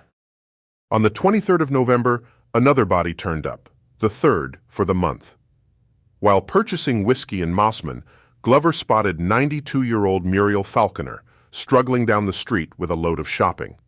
He returned to his car, collected his hammer and gloves, and followed her to her front door. As Mrs. Falconer was partially deaf and blind, she did not notice Glover slip through the door behind her, with his gloves on and his hammer raised. He silenced her by holding his hand over her mouth as he hit her repeatedly about the head and neck. As she fell to the floor, he started to remove Mrs. Falconer's pantyhose, but she regained consciousness and cried out. Glover struck her again and again with the hammer, and only when he was satisfied that she was unconscious did he remove the undergarments and throttle her with them. He closed the front door for privacy. Then he searched her purse and the rest of the house before he left quietly with $100 and his hammer and gloves in a carry bag. It wasn't until the following afternoon, when a neighbor dropped by, that the body was discovered. Although the murder scene was chaotic, this was the first real chance the police had to obtain clues. This crime had been committed indoors and nothing had been disturbed since. They found a perfect footprint in blood on the carpet, their first solid clue since the investigation had begun. However, Hagen still needed to get lucky to apprehend this person, who seemed to be able to come and go as he pleased, without appearing in any way out of place. The break came on January 11, 1990, when Glover slipped up badly, but it was a further 3 weeks before the incident reached the ears of the task force. On that January day, Glover called the Greenwich Hospital for an appointment with its administrator, Mr. Reg Cadman. Afterward, Glover, dressed in his blue and white salesman's jacket and carrying a clipboard, walked into a hospital ward where 4 very old and very sick women lay in their beds. He approached Mrs. Daisy Roberts, who was suffering from advanced cancer, asking if she was losing any body heat, then pulled up her nightie and began to prod her in an indecent manner. Mrs. Roberts became alarmed and rang the buzzer beside her bed. A sister at the hospital, Pauline Davis, answered the call and found Glover in the ward. "Who the hell are you?" she called out when Glover ran from the ward. She chased him and took down the registration number of his car as he hurriedly drove off. Sister Davis called the police, and later that day, 2 young, uniformed policewomen from the local Chatswood police station arrived to investigate.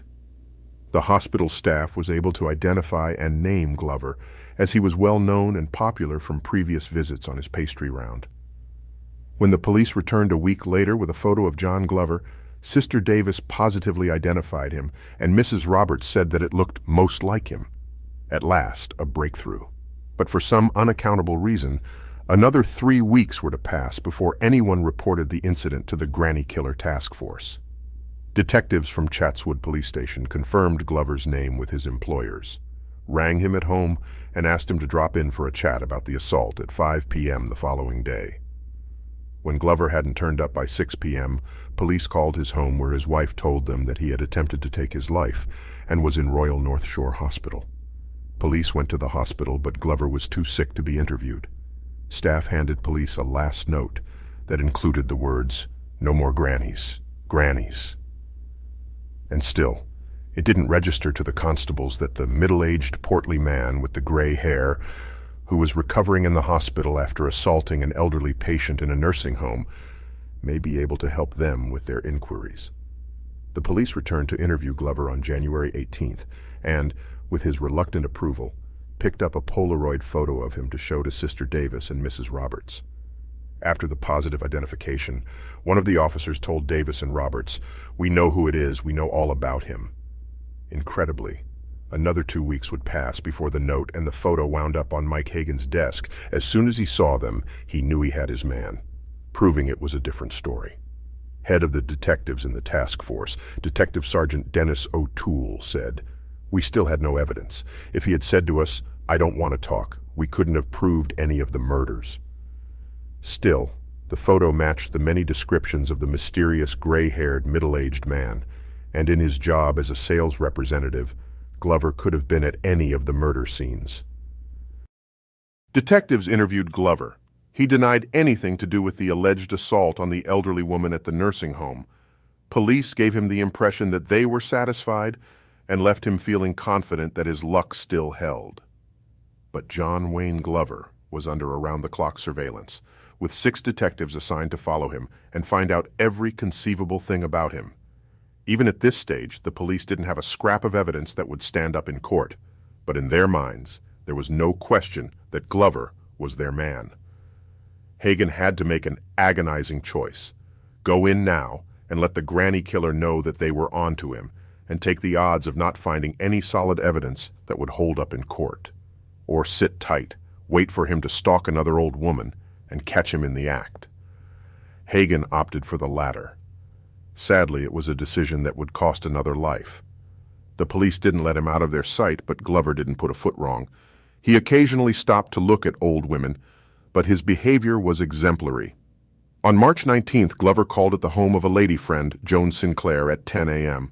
He spruced himself up in the rear vision mirror before he was let in at the front door.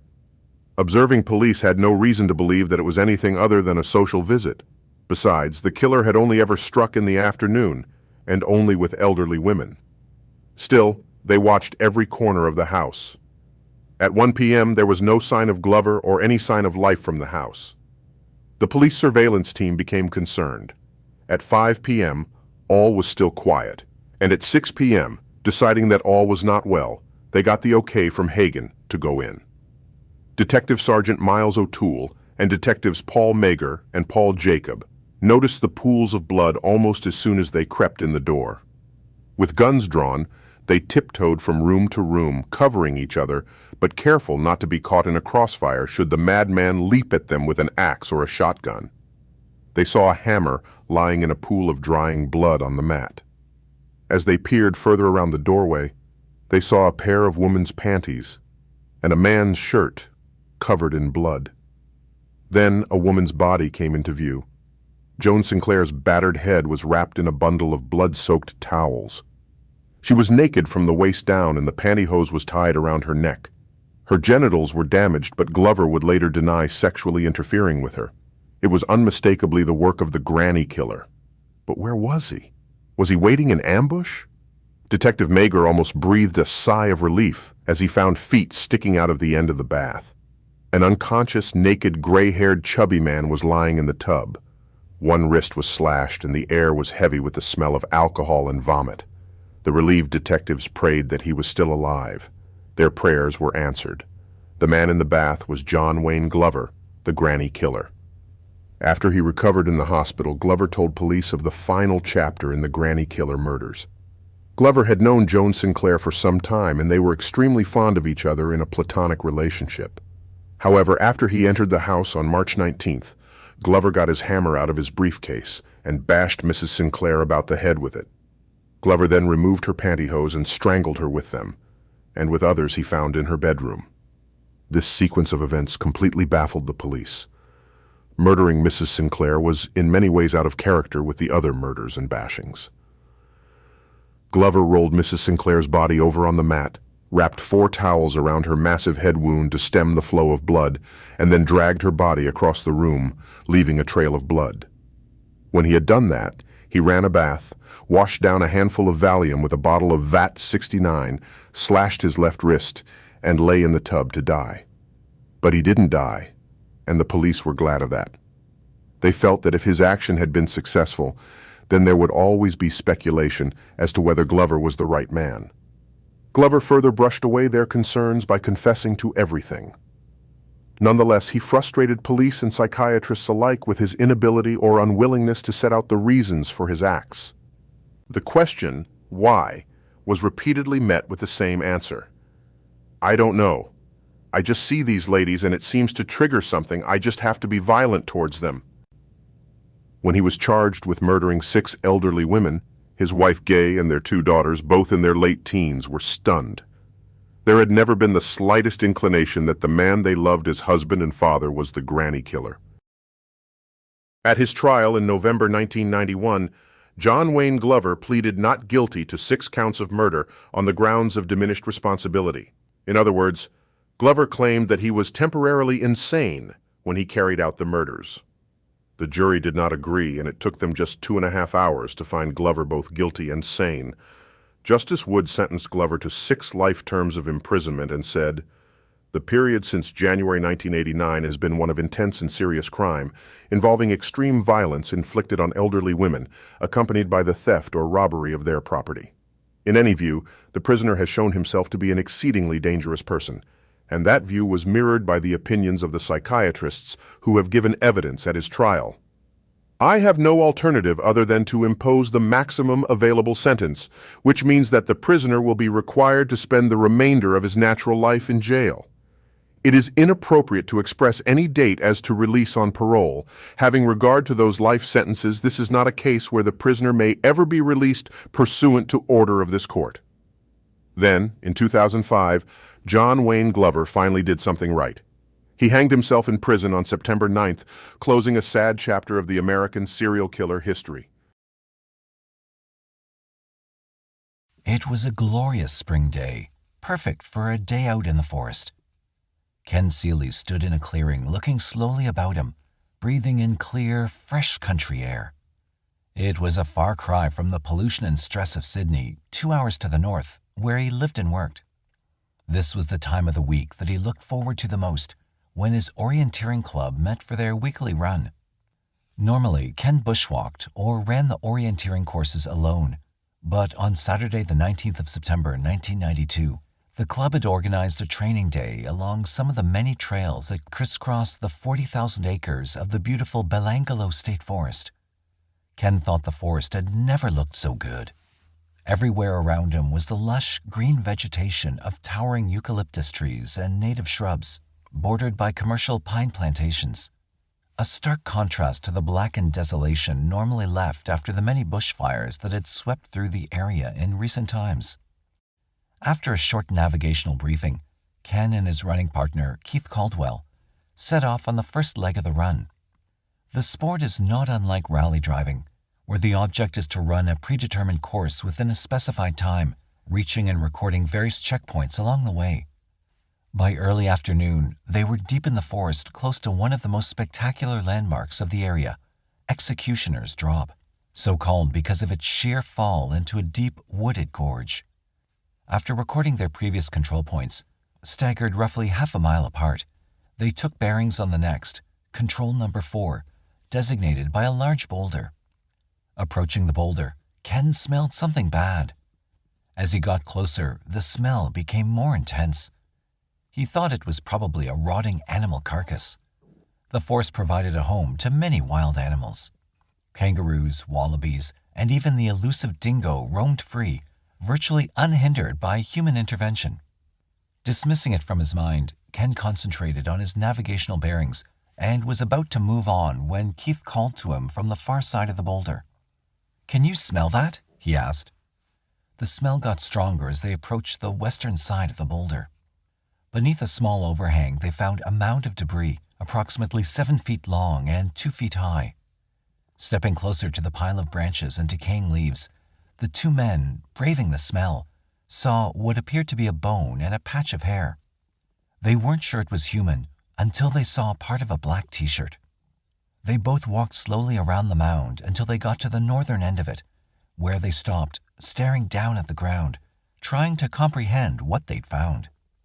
Protruding from the pile of brush was the heel of a shoe. By this time, it was 3:45 p.m. Soon the forest floor would be in darkness as the sun dipped lower in the sky. They carefully marked the location on their map, 800 feet southwest of Longacre Fire Trail, one of the many access trails in the area. A decision had to be made: backtrack the way they had come in or complete the course, which would take them out of the forest and bring them closer to their cars. They decided the latter choice would be quickest. Half an hour later, they rejoined their friends and quickly related the experience. They all agreed that the authorities should be informed as soon as possible. Contacting emergency services by mobile telephone, Seeley, a gentle, soft-spoken man, was asked by the operator, "Is this an emergency?" When he replied, "Not really," he was disconnected. Several phone calls later, he was finally connected with the duty officer at the local police station in Bowral, a pretty little town nestled in the southern highlands of New South Wales. Seeley identified himself and told the officer, "I found a body in the Belangalo forest." He wasn't sure if they had taken him seriously. It wasn't long before he saw that they had. Uniformed police arrived just as the light was beginning to fade. They were shown the way to the sighting by torchlight, marking the way with reflective tape. Local detectives arrived soon after and requested a crime scene unit from Goulbourn, the next major town to the south. Lighting was organized for the scene, and not long after, regional detectives from the homicide squad arrived. A call was made to the Office of Detectives in Sydney's King's Cross, as well as the Missing Persons Bureau, as they were known to be investigating the disappearance of several backpackers who were last seen heading south. No one at the scene that day realized that the body that had been found would lead to the biggest murder investigation in Australia's history. Nor would they know the extent of pain and suffering that was shared by a small group of people from different parts of the world. Searching the area the following day, the two police constables, Roger Guff and Suzanne Roberts, found a second body. It was partially covered by a log just 100 feet east of the first. A shoe and part of a lower leg were visible below a mound of leaves and branches that was roughly the same size as the first. Early media reports suggested that the bodies were the remains of two British backpackers, Carolyn Clark and Joanne Walters.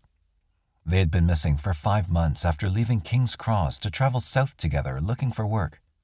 Police were yet to make a positive identification. In Australia and across the world, several families hearing of the grisly discovery contacted the authorities for more accurate information. In Germany, Manfred and Anke Neugebauer listened anxiously to the news, wondering if the bodies found were those of their son Gabor and his girlfriend Anya, who had disappeared without a trace after leaving a King's Cross backpackers hostel just after Christmas Day, 1991.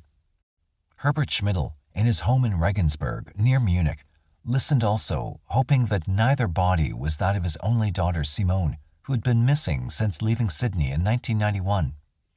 Several miles south of Belangelo, in Frankston, Victoria, Pat Everest wondered if it was her daughter Deborah and her friend James Gibson that were lying dead in the forest. They had been missing since 1989. Late in the afternoon of Sunday the 20th of September, police confirmed that the bodies were, in fact, those of Carolyn Clark and Joanne Walters. Joanne's parents, Ray and Jill Walters, had already been in Australia for a month prior to the discovery, searching in vain for some trace of their daughter. The police tracked them down in Sydney to give them the bad news. Police telephoned Ian and Jackie Clark in England and informed them that the second body was Carolyn's. The timing of the call was indeed fortunate. Shortly after the phone call, a local radio station carried the story of their daughter's death. As the investigation proceeded, it became apparent that the murders were committed with a high degree of violence and cruelty. Joanne Walters had been stabbed viciously in the heart and lungs with one wound so deep that it had cut deep into her spine. Carolyn Clark had also been stabbed and shot in the head multiple times. Homicide detectives Inspector Rob Godden and Sergeant Steve McClellan were appointed to take charge of the investigation. After his initial evaluation of the crime scene, McClellan speculated that because the bodies had been found in an isolated area, it was possible that the killer lived nearby. Crime scene detectives worked around the clock, analyzing and photographing every inch of the murder scene. Joanne Walters' body still had jewelry on both hands, and she was wearing blue jeans and black shoes. Curiously, the zip of the jeans was undone, but the top button was still fastened. 14 feet from where Carolyn Clark's body lay, 6 cigarette butts were found. They were all of the same brand. Someone had obviously spent quite a bit of time at the scene. Not far from them, a fired .22 caliber cartridge case was recovered, and next to it, a piece of green plastic the size of a large coin. Ballistic specialists scanned the area with metal detectors and found 9 more cartridge cases 12 feet from Clark's body. From the ground directly below her head, 3 bullets were recovered. Detectives from the ballistics squad were confident that, given the conditions of the bullets and the spent cases, they'd be able to identify the gun that fired them. A further 120 feet from the murder scene, a fireplace had been built from house bricks. A strange thing to find deep in a forest. Over the next 5 days, 40 police searched a corridor 500 feet wide and 1.5 miles long and did not find any more bodies, nor did they find the camping gear and personal items belonging to the 2 girls. Following the search, police told the media that they had virtually ruled out the possibility of finding other bodies in the forest. It was an announcement that would prove to be premature and cause a great deal of embarrassment to the New South Wales Police Department. Dr. Peter Bradhurst, the forensic pathologist assigned to the case, had the unpleasant task of performing the autopsies. The badly decomposed remains of the 2 girls had been carefully removed from the forest and transported to the morgue in Glebe, an inner suburb of Sydney. The first stage of the forensic investigation was to weigh and x-ray Joanne's body in search of bullets or other metallic objects. There were none. Carolyn's body was next, and the x-rays revealed that, even though her body was decomposed to a much greater extent than Joanne's, it clearly contained what the radiographer described as radio-opaque objects. To be more precise, 4 bullets. Next, Dr. Bradhurst began the external examination, methodically checking the entire body for physical evidence. Joanne's shirt and hands showed traces of dark hairs. The rotted remains of a cloth used as a gag were removed from her mouth, as were other cloth samples at the throat, suggesting strangulation. An internal examination showed no signs of vaginal or anal penetration, but given the poor condition of the body tissue, it was very difficult to tell. Hair and nail samples were taken for matching with other samples found. A vaginal swab was also taken, as sperm samples can remain in a body for weeks or even months. Joanne's chest showed 3 stab wounds to the right side, 1 to the left side, and a further stab wound to the neck. When the body was rolled over, the full extent of what could only be described as a frenzied attack became clear. A further 2 wounds were found to the left side, 5 more to the right, and 2 to the spine at the base of the neck. 14 wounds in all were recorded and measured. The internal exam revealed that 5 of the stab wounds had cut the spine. Dr. Bradhurst speculated that any of the spinal wounds could have been delivered prior to the fatal blows, thereby rendering the victim totally helpless. 2 ribs had been totally severed. The hands and arms showed no defensive wounds that normally occur when the victim attempts to ward off a knife attack. This, coupled with the remains of the gag and neck ligature, indicated that the killer was completely in control during the murder. The wounds measured 1.5 inches by 1/4 inch with the profile of a Bowie knife or similar style blade. The arms of Carolyn Clark's body were stretched above her head, which had a red cloth wrapped around it. Bullet holes were clearly visible in the decaying cloth. The cloth was carefully removed and the extent of the injuries became evident. A total of 10 bullet holes riddled the skull. Only 4 exit wounds were found. 4 complete .22 caliber projectiles were recovered from inside the skull. The front of the face and the jaw were shattered, possibly damaged by exiting bullets. She had 1 single stab wound to the upper back, identical to the wounds of the first victim. The bullets from the body were cleaned and passed on to Sergeant Gerard Dutton, the ballistics expert who was present at the postmortems. He was confident that they, like the other bullets and fired cases collected from the scene, would lead to the identity of the weapon used. A reenactment at the scene later revealed that the gunshot wounds were consistent with having been fired from 3 different locations. However, all 10 fired cases were found close together. Sergeant Dutton suggested that the killer may have stood in the one spot and fired the shots, stopping to move the victim's head between volleys. In short, he had used her for target practice. In an unusual step, Professor John Hilton, the head of forensic medicine, released details of the findings to the large group of reporters who had gathered outside the morgue. Not accustomed to giving media conferences, he spoke in a faltering, hesitant voice. Even though he was an experienced pathologist and forensic scientist, he was obviously disturbed by the extent of the injuries and the sheer brutality of the attack. Weeks after the discovery of the 2 bodies, Detectives Godden and McClellan had amassed an array of physical evidence, but were no closer to gathering any real clues as to the identity of the person responsible. There had been several alleged sightings of the girls prior to the discovery, and even a few after the time the girls had died. The trail was already cold when police became involved. Now it was becoming colder. In an attempt to try to shed new light on the investigation, Dr. Rod Milton, a forensic psychiatrist with over 20 years crime scene experience, was asked to consult on the case. Dr. Milton had previously aided police in the hunt and subsequent arrest of John Wayne Glover, the North Side serial killer who'd bashed and strangled 6 elderly women in 1989. The profile that Dr. Milton had provided to police was incredibly accurate, except for the age. Milton had suggested that the killer would be a teenager, based on historical data which indicated the most serious offenses against aged victims were committed by persons under 20. His analysis, although slightly inaccurate, led to Glover's capture. Glover was 59 years of age at the time of his arrest.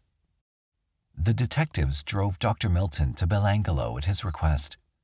As he explained to them, even though he had access to the detailed police reports and photographs, he needed to view the crime scenes for himself so that he could get a feel for the way that the killer had approached his victims.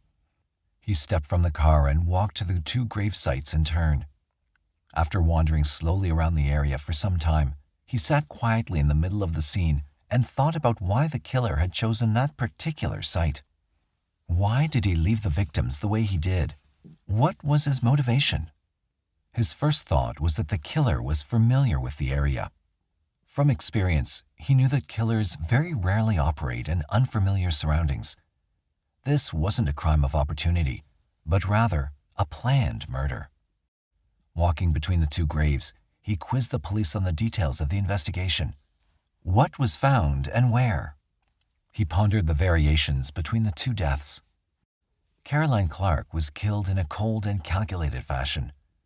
The way that the article of clothing had been wrapped around her head indicated that the killer had done so to depersonalize her. The angle of the shots suggested that the first bullet may have been fired while she was kneeling. Her clothing was intact, except for her front-fastening bra, which was unclipped. The clothing on her lower body was in place at the time of death. This indicated to Milton that her killing was not sexually motivated, but more in the style of an execution. The single stab wound to her body, he believed, was inflicted after death as a final example of the killer's control over his victim, or perhaps the work of an accomplice. In fact, prior to Dr. Milton's involvement, police thought the murders to be the work of more than one killer. The manner in which Miss Clark's body was laid out with the arms above the head also suggested control and planning on the part of the killer, with the victim acting out the role of supplicant after death. In comparison, Joanne Walters' body and burial site indicated rage and uncontrolled frenzy. The disarray of the clothing, Milton thought, indicated more of a sexual attack. The shirt and bra had been pushed up, but the clasp was still fastened. The zipper of the jeans was undone, but the top button was done up. No panties were found on the body or in the area. Milton theorized that because the shoes were still on and laced up, the jeans had not been taken completely off. It was more likely that they were dragged down to enable the killer, or killers, to commit a sexual act, before or after death.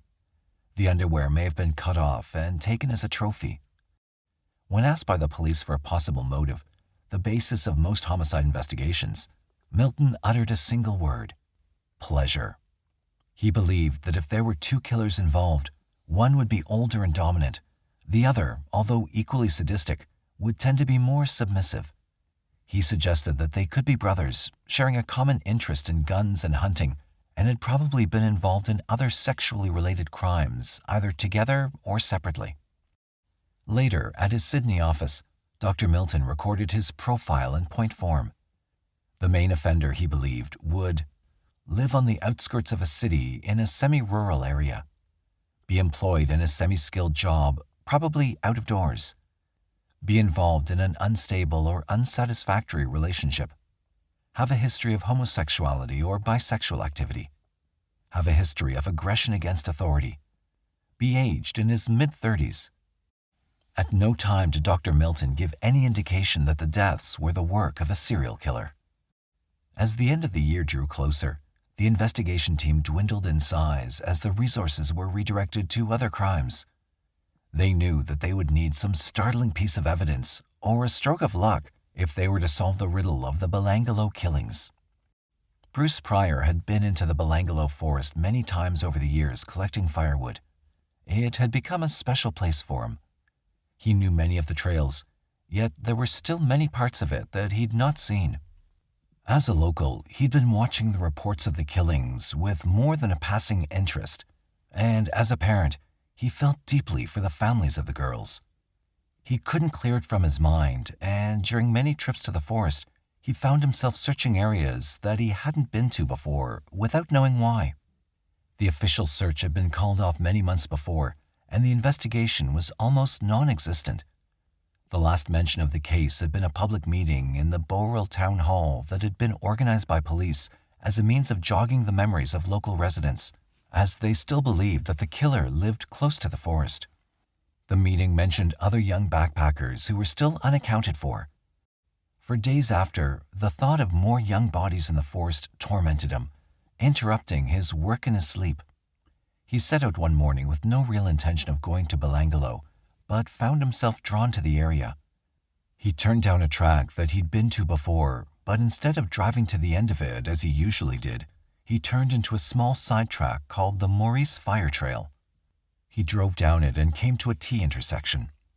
He knew the right arm led to a track called Searley's Exit Fire Trail, but he'd never been down the left-hand track. The track soon opened up onto a bare rocky area. To one side of it was a small fireplace built from bush rocks. He got out of his vehicle and wandered slowly around the area, still not sure of why he was there. In a clearing about 150 feet from his car, he stopped and stared at the ground, his heart pounding in his chest.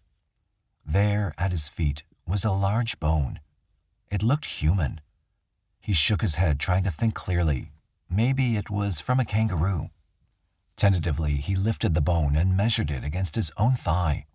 It was the same length. One end of the bone had teeth marks on it.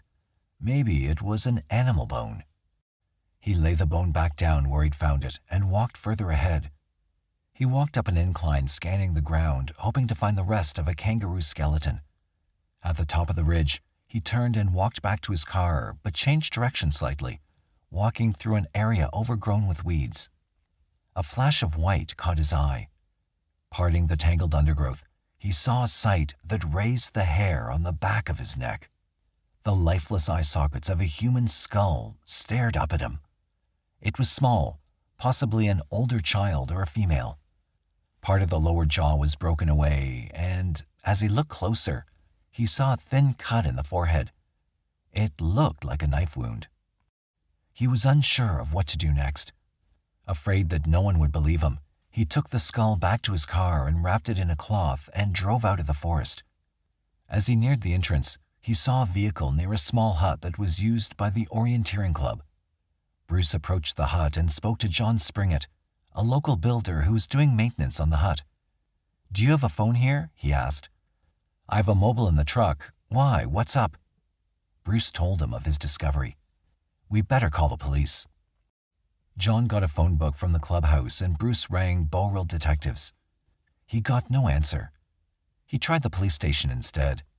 "I found parts of a skeleton in Belangolo Forest," he told them. Half an hour later, 2 uniformed officers arrived at the hut. "What have you got for me?" one of them asked. "It's in the car," Pryor answered. He led them to his vehicle and unwrapped his find. The young constable, obviously the one who had taken the call, seemed surprised that it really was a skull. He placed a radio call to the duty detectives, Peter Lovell and Stephen Murphy, who arrived shortly after. They asked Pryor to show them where he'd found the skull. After studying the area for a short time, Detective Murphy walked further on. 120 feet into the forest, he stopped and looked down. He walked back to where his partner stood talking to Bruce Pryor about the skeleton. "There's a pair of sand shoes sticking out of a pile of brush back there," he declared casually. They both looked warily at Pryor, curious as to why he came to this particular location. Several radio calls later, the search was back on. News of the discovery of additional bodies in the forest spread quickly. TV network helicopters hovered overhead. Reporters and film crews were lined up at the access road trying to gain entry. They speculated as to the identities of the latest victims.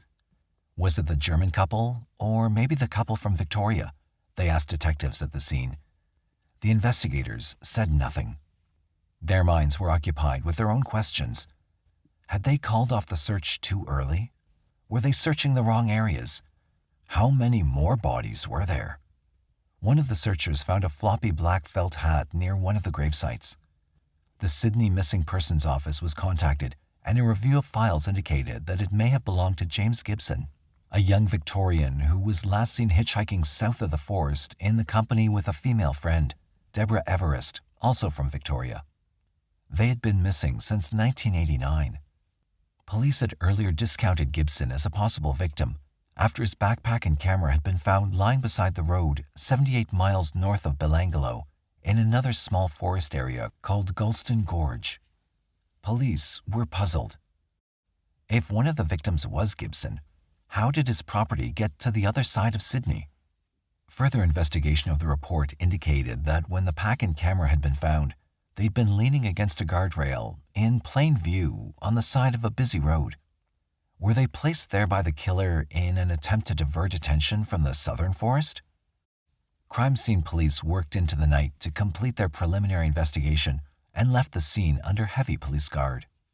The following day, scientific officers Gross and Goldie returned to the grave sites in company with Dr. Bradhurst and a forensic odontologist, Dr. Chris Griffiths. Both of the bodies were skeletons. However, both were incomplete. Several bones had been scattered across the site, possibly by animal activity. Beside the first body, Gross found a silver fob chain, a bracelet set with semi-precious stones, and a silver crucifix.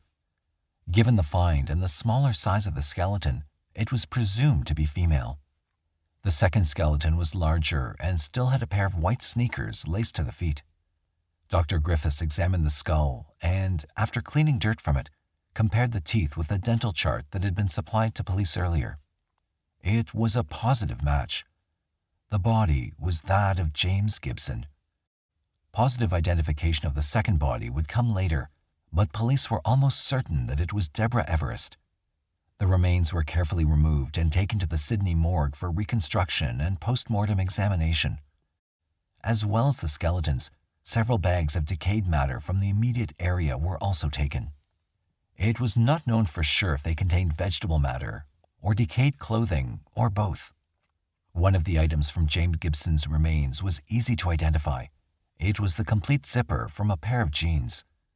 The zip was open, the top button still fastened. The following day, Dr. Bradhurst began the task of reconstructing the skeletons in anatomical order. The bones had been boiled in a special solution to clean the skeleton and make any injuries easier to identify. Dr. Bradhurst began with what was left of James Gibson. The decayed matter that accompanied his remains was sifted and found to contain several hand and foot bones, some jewelry, and buttons. As the remains began to take shape, the extent of the wounds became clearer. One stab wound had penetrated the mid-thoracic spine, slicing upwards through 3 vertebrae, splitting the canal holding the spinal column. As with the previous bodies, the wound would have paralyzed the victim first. To do so much damage to a young, healthy body would have taken great physical strength. 2 stab wounds had punctured the breastbone, with cuts to the ribs indicating 2 more wounds to the left and right sides of the front of the chest and 2 more in the upper back. 7 major wounds marked the skeleton. Many more could have penetrated the body without touching bone. The stab wounds and the breastbone were measured. They were very close to the size of the wounds inflicted to Walters and Clark. The second smaller skeleton was in poorer condition. Part of the jaw was broken away. Several fractures were found at the base of the skull. 4 slash marks to the forehead, 2 on each side, were not deep enough to have been fatal, but had etched into the skull at the hairline. A further stab wound had penetrated the lower back close to the spine. While Bradhurst was completing his examination, crime scene analysts were combing the grave sites for further clues. 30 feet from the body, they found a black bra with a stab wound through one of the cuffs. Later, a pair of gray tights was found under leaf litter close to the female gravesite. They had been tied with a loop at either end, possibly used as a primitive restraint. Later that day, the female remains were confirmed by dental charts as being those of Deborah Everest. Superintendent Clive Small was deputized by Commissioner of Police Tony Lauer to take over control of the investigation. His first task was to combine the individual groups of detectives involved in the investigation into one cohesive unit. Small was an experienced detective with a reputation for being thorough and, more importantly, objective. He was well respected in the department and the courts for his dedication, his ability to separate the facts from the bulk of erroneous information, and to present those facts in a meticulously detailed fashion. The investigation was officially named Task Force Air. The name was intended to be Ayr, named after a salt lake in the center of Australia, in keeping with the department's tradition of using geographical place names. The name had been subsequently misspelled in a press release as Ayr and quickly became the official title. Small appointed as his second in charge the equally talented and meticulous Detective Inspector Rod Lynch. Lynch's job was to set up and coordinate the Sydney headquarters of the investigation, while Small, based near the Forest and Bowral, would oversee the on-site investigation. Lynch was faced with a challenge almost from the beginning. The building that was allocated as his headquarters was a converted factory that had once been the home of Sydney's Criminal Investigation Branch. Having laid idle since the CIB had relocated to larger premises, it was in a bad state of repair. It had no phones, air conditioning, computers, furniture, and the plumbing was substandard. After solving these and other logistical problems, he began recruiting detectives for the task of following up on the many thousands of pieces of information that had already been received. The next task was to set up a public hotline in cooperation with the media, which would appeal to the general public for any information regarding the events in the forest. From his broad experience in major investigations, Lynch knew that this would increase his team's workload dramatically, but would be the most valuable resource of real evidence as opposed to the circumstantial evidence that had already been collected. Small called off the examination of the forest for several days to enable him to view maps and surveys of the area and plan a more expansive search of the general area. Chief Inspector Bob May from the Tactical Support Unit was put in charge of the search team. He divided a map in the main forest area into grids, every inch representing 750 square feet. 40 officers walked each grid side by side, examining every inch of the forest floor. If anything of interest was found, they would shout "find," and scientific police would come forward, take photographs, mark the position on the map, and bag any evidence found. The search was further enhanced by teams of dogs that had been specially trained to detect the presence of phosphorus and nitrogen in the soil. A decaying body will emit traces of these chemicals long after death. The dogs had been used extensively in the United States to sniff out old Civil War graves. Meanwhile, another search was underway. The bullets and shell casings taken from the scene, having been positively identified as being from a Ruger repeating rifle, were the only positive leads that could link the killer to the scene. From their inquiries, police learned that over 50,000 such rifles had been imported into Australia between 1964 and 1982.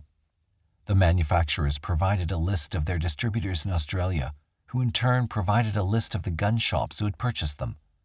While gun shops were required by law to keep a record of each firearm sold, there was no such legal requirement for any subsequent private sales of the firearms. Police were faced with a needle-in-a-haystack scenario.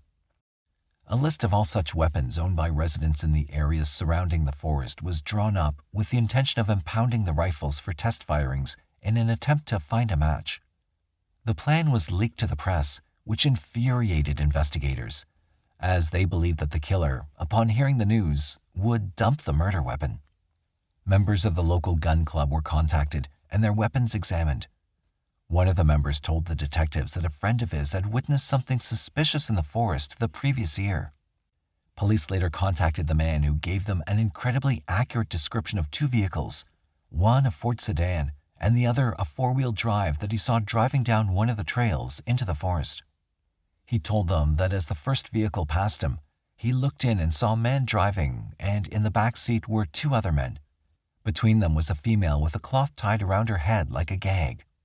In the second vehicle were two men, one driving and the other sitting in the back next to another female who was also bound. He gave police detailed descriptions of all the occupants, including clothing, coloring, and approximate ages.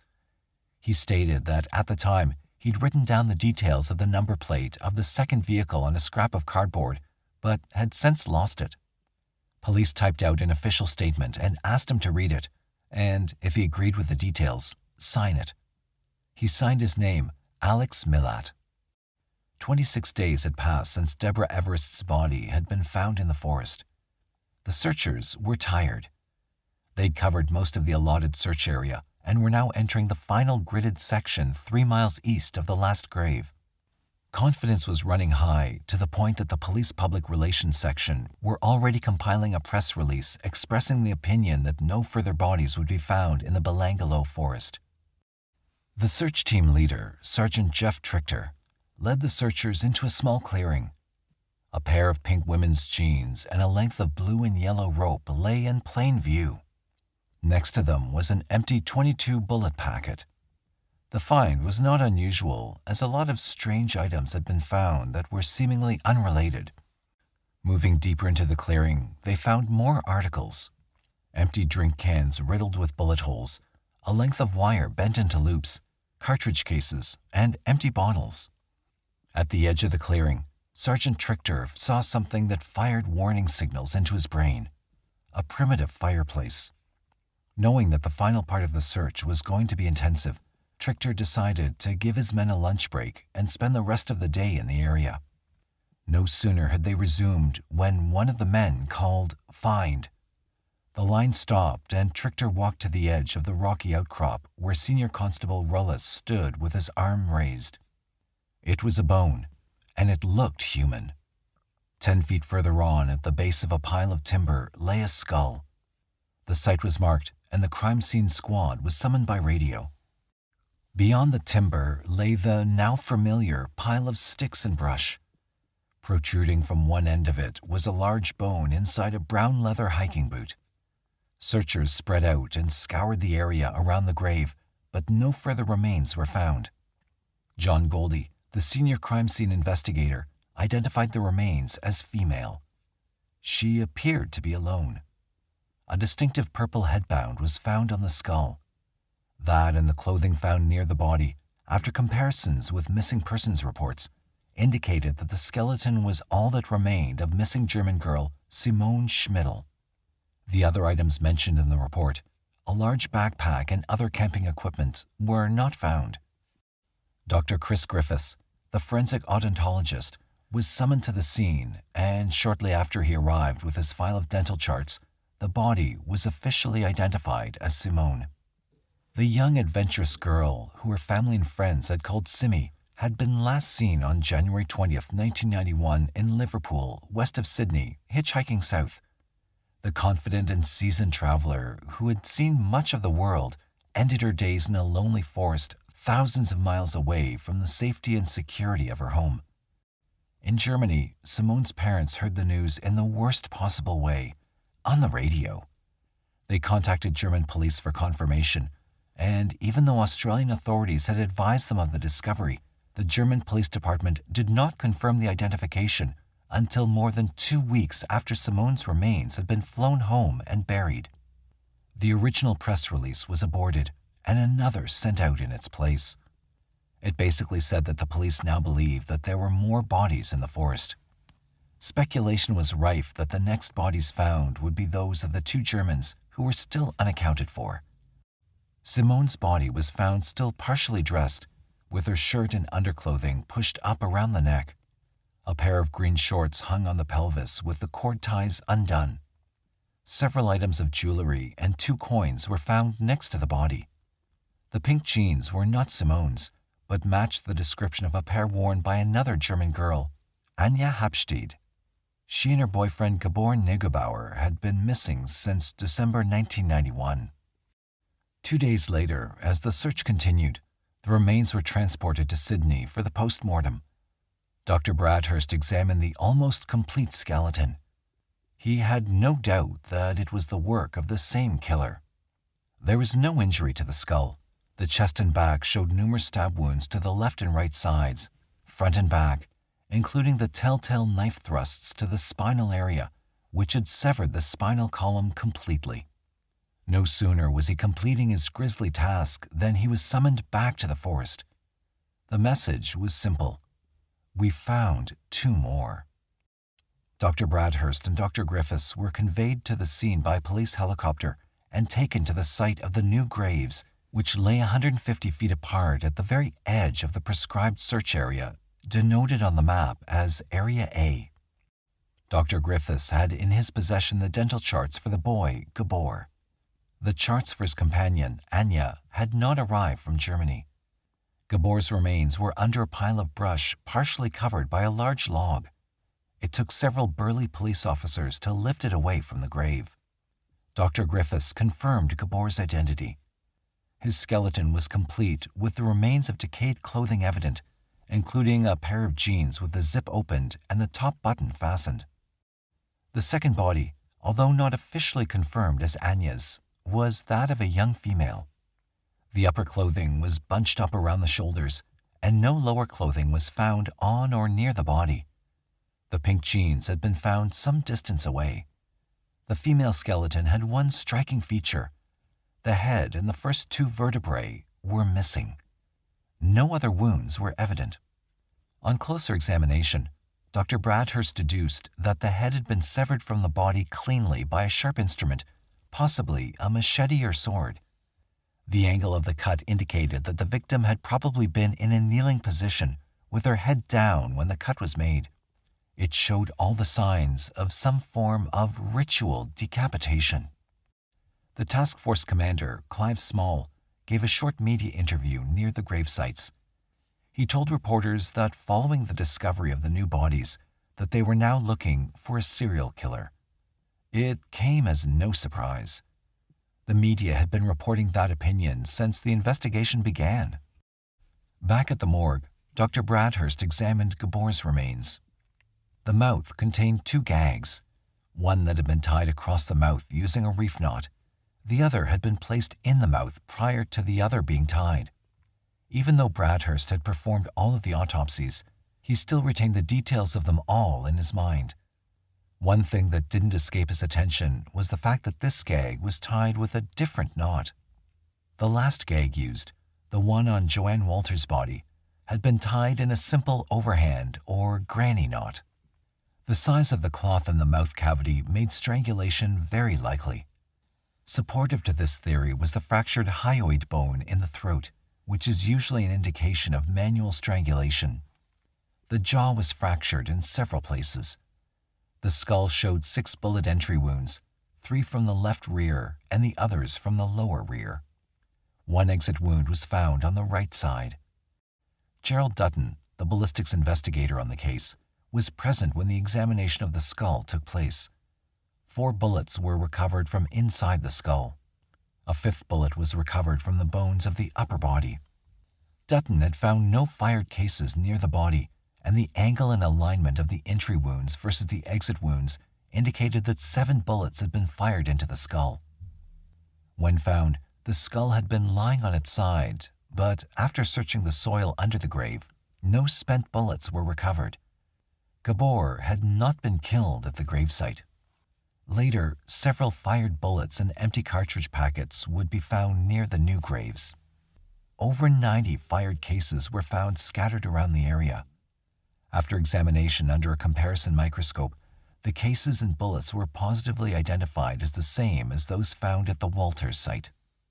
The ballistic evidence showed conclusively that the same weapon that murdered Joanne Walters had been used only 200 feet from Anya and Gabor's remains. Dr. Bradhurst completed the examination of Anya's skeleton and found no other evidence of additional wounds. Most horrifying was the fact that the 7 had died in various ways. They had been either beaten, strangled, shot, stabbed, and decapitated, and almost certainly sexually molested in some way, male and female alike. Given the extent of the injuries and the various methods used to inflict them, the investigation team deduced that the killer, or killers, spent more time with each victim as the crimes progressed. This fact indicated that, apart from being cruel and sadistic, the perpetrator was a calculating and confident individual. Paul Onions had arrived in Australia, eager to see the country about which he'd heard so much. He stayed at a modest backpacker hotel in Sydney's King's Cross, spending his time seeing the sights and generally having a good time partying with friends. As his money dwindled, his thoughts turned to part-time work. His visa was good for 6 months, but his money looked like it was running out before that time expired. He asked around the city, but found casual work hard to come by. One of his friends suggested fruit picking. After making further inquiries, he learned that most of the work on offer was in the Riverina district, several hundred miles to the south. He decided to save the cost of the fare by taking the train to Liverpool, southwest of Sydney, and hitchhiking from there. On the 25th of January 1990, he set out early for the station and was soon standing on the side of the Hume Highway in Liverpool, waiting for a ride. The heat was searing as he stood trying to flag down a suitable southbound vehicle. His only possessions were a small pack containing a Sony Walkman, a camera, and several items of clothing. He walked south, trying desperately to thumb a ride. Stopping at a small shopping center, he bought a drink and was seriously contemplating returning to the hostel when a fit, well-muscled man approached him and asked, in a distinctive Australian accent, "You need a lift?" Paul told him his destination and accepted his offer of a ride gladly. The two men climbed into the stranger's four-wheel drive vehicle and headed south. The first thing Paul noticed about the man, apart from his muscular build, was his long Zapata-styled mustache. They talked for a while, and Paul introduced himself, and the man told him his name was Bill. Paul's newfound friend was full of questions. Where are you from? When you due back? Who knows you're here? What's your occupation? So many questions, but Bill seemed friendly enough, so Paul answered them. Bill told Paul that he worked on the roads, was from a Yugoslavian family, lived near Liverpool, and was divorced. They drove for an hour, and Bill's demeanor began to change. His language became more aggressive and critical.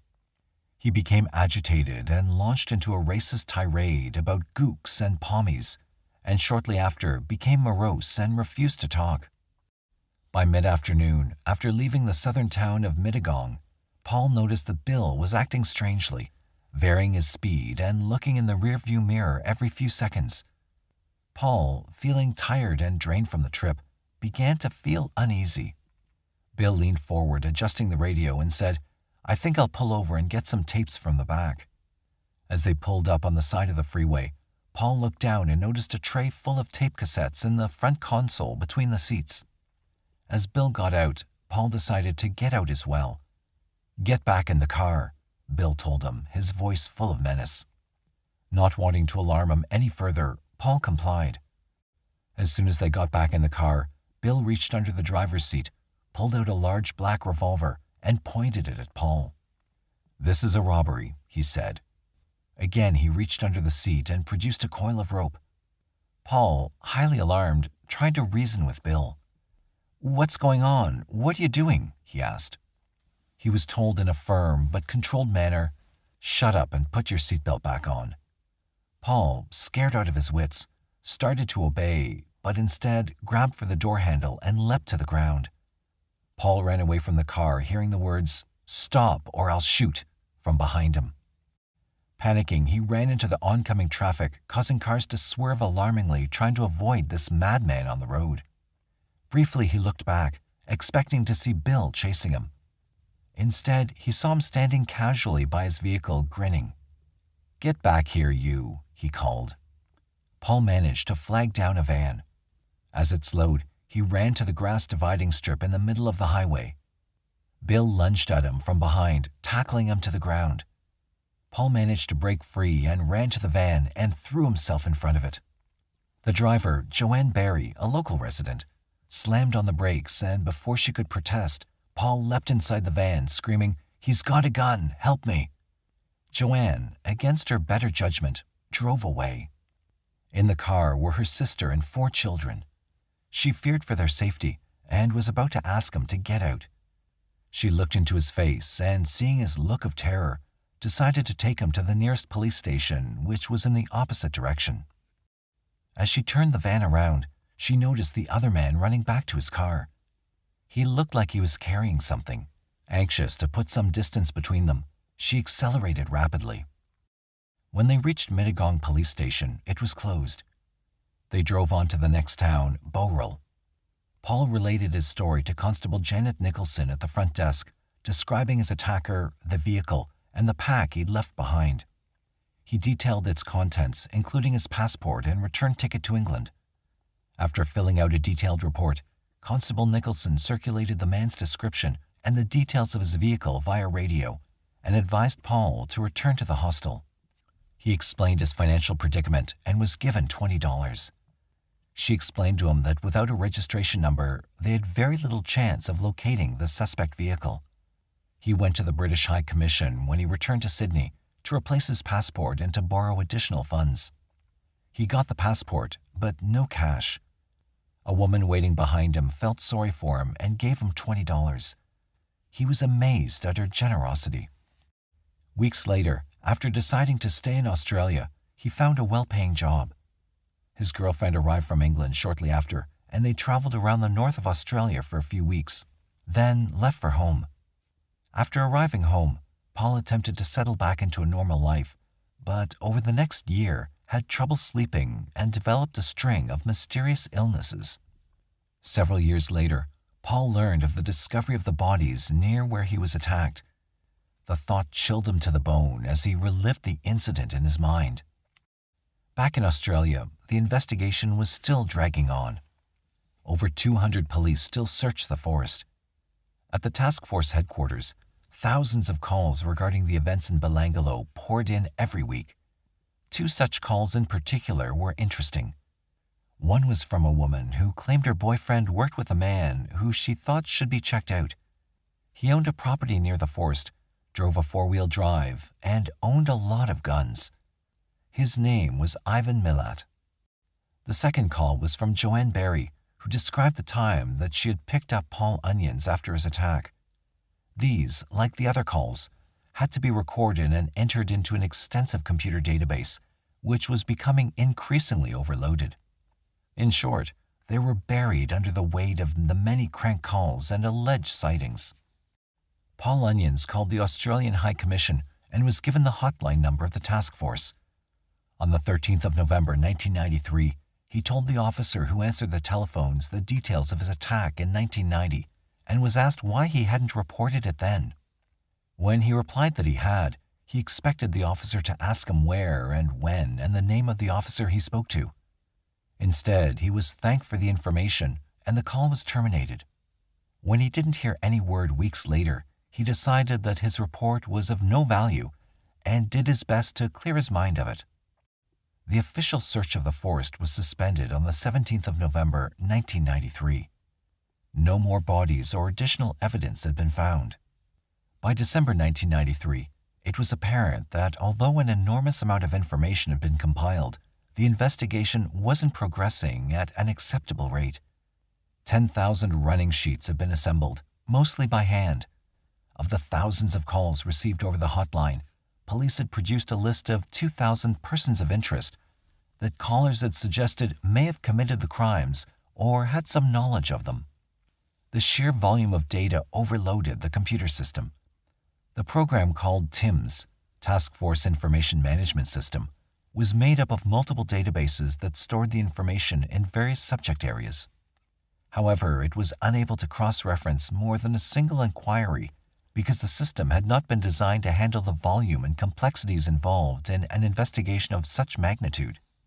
The decision was taken to introduce a new program, which would be more powerful and flexible enough to handle the task. This meant long weeks of data entry and compilation, which meant all data received in the meantime would have to be processed by hand. Detective Senior Constable Gagan, the senior analyst for the task force, assembled his team and began the long, grueling process. Every file had to be read, assessed, and set aside to be entered into an appropriate section of the database at a later time. One such file came to the attention of the analysis team because of the unusual surname of the person involved.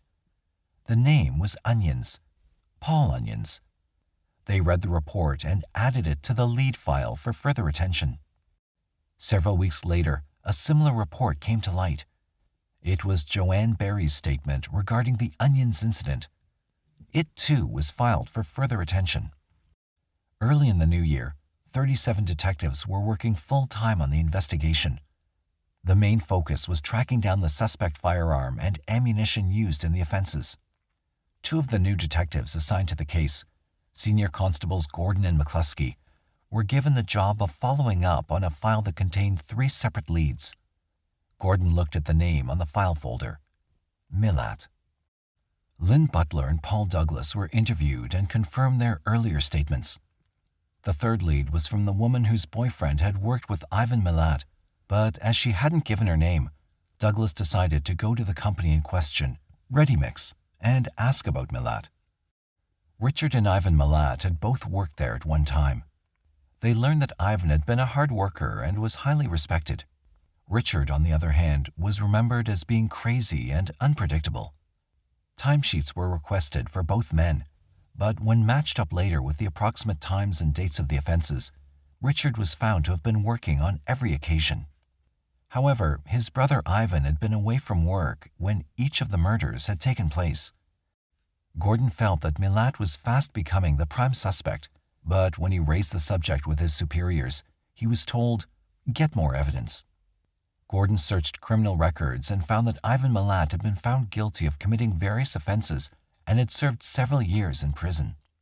None of the offenses indicated that he was a potential serial killer. After digging further through the archives, he found something that really aroused his suspicion. In 1971, Ivan had picked up two girls hitchhiking from Liverpool to Melbourne and had allegedly raped one of them. Both girls testified that he was armed with a large knife and carried a length of rope. He was later acquitted when the prosecution case was dismissed as unproven. Gordon and McCluskey again went to their superiors to request phone taps on Milat's house and to have listening devices installed in his car. Clive Small refused. Gordon was not impressed. Small had made the correct decision. The law was very firm on the subject of electronic surveillance. It was only to be used when all other methods of acquiring evidence had been exhausted. He also knew, from long experience, that although one suspect stood out, to build a strong case, they would have to investigate and eliminate any other suspects. Several days later, he assigned 4 detectives, including Gordon and McCluskey, to work full-time following up the Milat leads and also arranging for surveillance team, known as the Dog Squad, to follow Milat and watch his house. The Milat team began the extensive task of interviewing, checking, and cross-checking statements and amassing evidence. It was a task that would occupy them for several months. For Detective Gordon, it was a frustrating time, but he was still quietly confident that they were close to their man.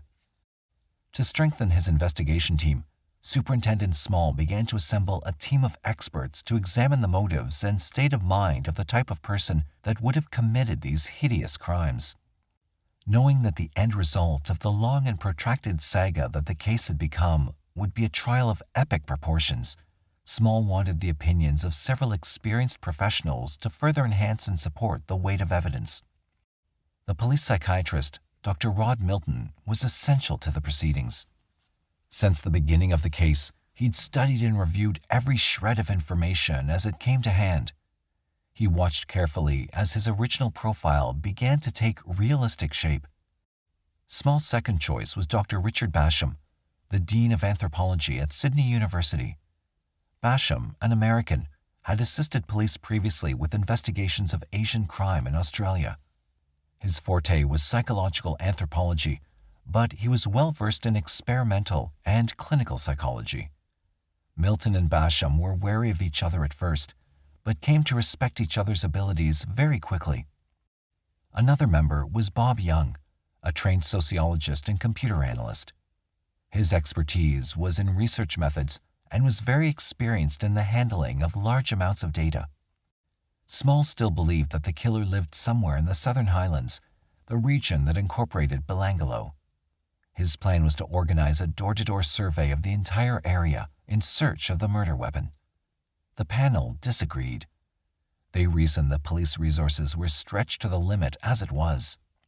Most of them felt, particularly Basham, that the person and/or weapons that they sought was mentioned somewhere in the mountain of information that had already been received. As the group reviewed some of the files, one particular statement, Alex Milat's, was mentioned. Small told them of the depth of detail it contained and suggested that the person who gave it must possess a photographic memory. Basham suggested that to retain such detail could also mean that he might have been part of the events that he had recalled so well. It was an interesting theory.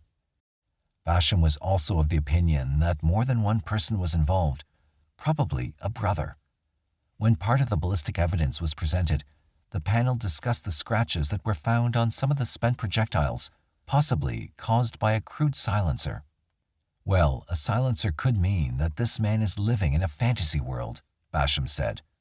He probably owns a motorcycle too. He considers himself an outlaw. Milton agreed. He went back to the brothers theory. We could be looking for a group of brothers who spend their time in the forests shooting cans and wounding animals, and generally showing off with each other. Small's ears pricked up. We have a family just like that on file, he said. Well, watch them closely, Basham replied. One or more of them could be who you're looking for. The discussion turned to the probable location of the killer. Milton suggested that the killer might not live in the immediate vicinity, but may visit the area regularly and could even own or rent a property nearby. After studying maps, they deduced that the killer would most probably live in an area to the north, close to the Hume Highway. The fact that all the victims had, at some stage, been seen at or near Liverpool and their bodies found in Belangolo Forest strengthened that theory. The members of the panel were unaware of the interest the police were taking in the Milat family. In fact, their name hadn't been mentioned during the briefing. Small knew that they still had a long way to go to build a case, but couldn't help thinking how closely the Milat family matched the theories. The painstaking search for supportive evidence continued through to March 1994. The Milat team obtained records of all premises and vehicles that the Milats had owned in the past. They found that 3 of the Milat brothers owned a small property on the Wombayan Caves Road, 25 miles from Belangolo. In addition, one vehicle found was a silver Nissan Patrol 4-wheel drive that had been owned by Ivan Milat. The new owner was interviewed and showed police a bullet that he'd found under the driver's seat. It was a .22 caliber and was later analyzed and found to be consistent with the empty boxes found in Area A and cartridge cases found at the Clark and Walters gravesites. Milat had sold the vehicle 2 months after the bodies of the 2 English girls had been discovered. Detective Gordon and his team were uncovering numerous pieces of evidence, but still needed something to tie it all together. Additional evidence that would put Ivan Milat and his vehicle in the area at the time of the offenses. They tried using the new computer database in the hope of finding the match that they were looking for, but after entering keywords such as silver 4-wheel drive, Liverpool, and hitchhiker, no matches were found. The system was better than the previous one, but was still not capable of providing the information that was required. They began the unenviable task of sorting through the boxes of reports by hand, some still not entered into the database. The job took weeks. Finally, on the 13th of April, Gordon found the note regarding Paul Onion's call to the hotline 5 months earlier. He read the report describing the events of January 1990, and as he read, he realized that if this man was a credible witness, his testimony could give them the link that they were looking for. Onion's statement described the vehicle, the area where the attack was committed, and the driver. Gordon took his newfound evidence directly to Superintendent Small. Small was furious. How had such an important piece of evidence been overlooked? He immediately called for the original report from Bowral Police, but it was missing from their files. Fortunately, Constable Nicholson had taken a full report in her notebook, which provided more details than the original statement. Knowing that Richard and Ivan Milat were similar in appearance, police checked the 2 men's work records and confirmed with their employers that Richard had been working on the day of the attack, but Ivan had not. In addition, while checking Ivan's work records, they found that he'd been working in the Galston Gorge area at the time when James Gibson's pack had been found. Several of Ivan's workmates were interviewed and told of his interest in guns. One friend of Ivan's, Tony Serra, told police that Milat had owned a motorcycle and a 4-wheel drive Nissan. He told them the story of the time he and Ivan were on the way to a job and drove past the Belangolo Forest. "You wouldn't believe what's in there," Ivan had said. But when Sarah pressed him for details, Ivan just smiled and said nothing more. At the end of April, Paul Onions received an important telephone call from Australia. Detective Stuart Wilkins told him that he was an important witness in the backpacker case, and could he fly to Sydney as soon as possible? He was totally confused. From the beginning, he'd felt that the Australian police had no real interest in him or his story. Now, all of a sudden, he was their star witness? What had taken them so long? A week later, he was being driven out of Sydney towards Liverpool by police who wanted him to get his bearings before they interviewed him further. As they drove through Liverpool, he pointed out the small shop where he had met Bill. The shop, a news agency, was called Lombardo's. After they had driven further south along the expressway, Onions told them, "This is wrong. We went through a town." "You must be mistaken," they answered. "There's no towns on this road." Police later discovered that at the time of the attack on Onions, January 1990, the expressway had not been completed and the Hume Highway had originally gone through the center of Mittagong. As they approached the attack site, Onions began to feel uneasy. He detailed the conversation, his voice trembling as he spoke about the tapes, the gun, and the rope. He pointed out approximately where he'd escaped. It was less than a mile from the entrance to the forest. The next day, he was shown a video lineup of a group of suspects. For purposes of identification, each image was individually numbered 1 to 13. Onions was left alone to view the images as many times as he liked. He was told to take his time. He felt strange. 4 years had passed since the attack, and here he was looking for the man who did it. He looked through the tape again and again. 2 images seemed to stand out, number 4 and 7. He kept looking. A short time later, he called the detectives and pointed to the single image on his screen. "That's him, number 4. "Are you sure?" He was spooked by their question. "I better take another look." He ran through the tape several times more and finally declared, "Yes, I'm sure. The man who attacked me is number 4. Paul Onions had positively identified Ivan Milat. Small was immediately informed, and after consultation with Lynch, he made his decision. They now had sufficient evidence to arrest Ivan Milat for the assault on Paul Onions. As well as the arrest warrant, they applied for search warrants of Ivan Milat's home in Eaglevale, a suburb just off the Hume Highway and a few short miles from Liverpool. On the premise that Ivan hadn't acted alone, police also applied for search warrants to search the houses of Ivan's mother and his brothers, Richard, Walter, and Bill. The property near the forest was also to be searched, as was the home of Alex Milat, who had moved to a town called Woombai, which was located several hours' drive north, near Brisbane, Queensland. All warrants were granted. The logistics of organizing multiple raids across 2 states were daunting. Over 300 police would be involved. To maintain secrecy, most of them would not be informed of the location and timing of the raids until just before the event. The raid on Ivan's house was codenamed Air 1. As Ivan Milat's hours of work were erratic, it was decided to raid his house at 6:30 a.m. on the 22nd of May, 1994, a Sunday. 50 police, including members of the heavily armed State Protection Group, general duty officers, and police negotiators, were assembled at 2 a.m. at Campbelltown Police Station. Campbelltown was halfway between Liverpool and Ivan's house. Present at the early morning briefing, besides Small and Lynch, was Dr. Rod Milton. He briefed the chief negotiator, Wayne Gordon, on how best to approach Ivan, who was to be contacted by telephone after the premises had been surrounded. Milton suggested that Gordon use a firm and authoritative tone, as he believed that Milat would try to take control of the situation. Surveillance police had reported that Ivan's girlfriend, Chalinder Hughes, was also in the house. The plan was to calmly ask them to come out of the house, effect the arrest, and search the premises. At precisely 6:36 a.m., the team was in place. Detective Gordon dialed Ivan's number. A male voice answered. When asked if he was Ivan Milat, he answered no. Gordon confirmed the address. It was correct. Gordon then introduced himself and advised Ivan the police were stationed around the property, were in possession of a search warrant, intended to gain entry and search the premises in relation to an armed assault.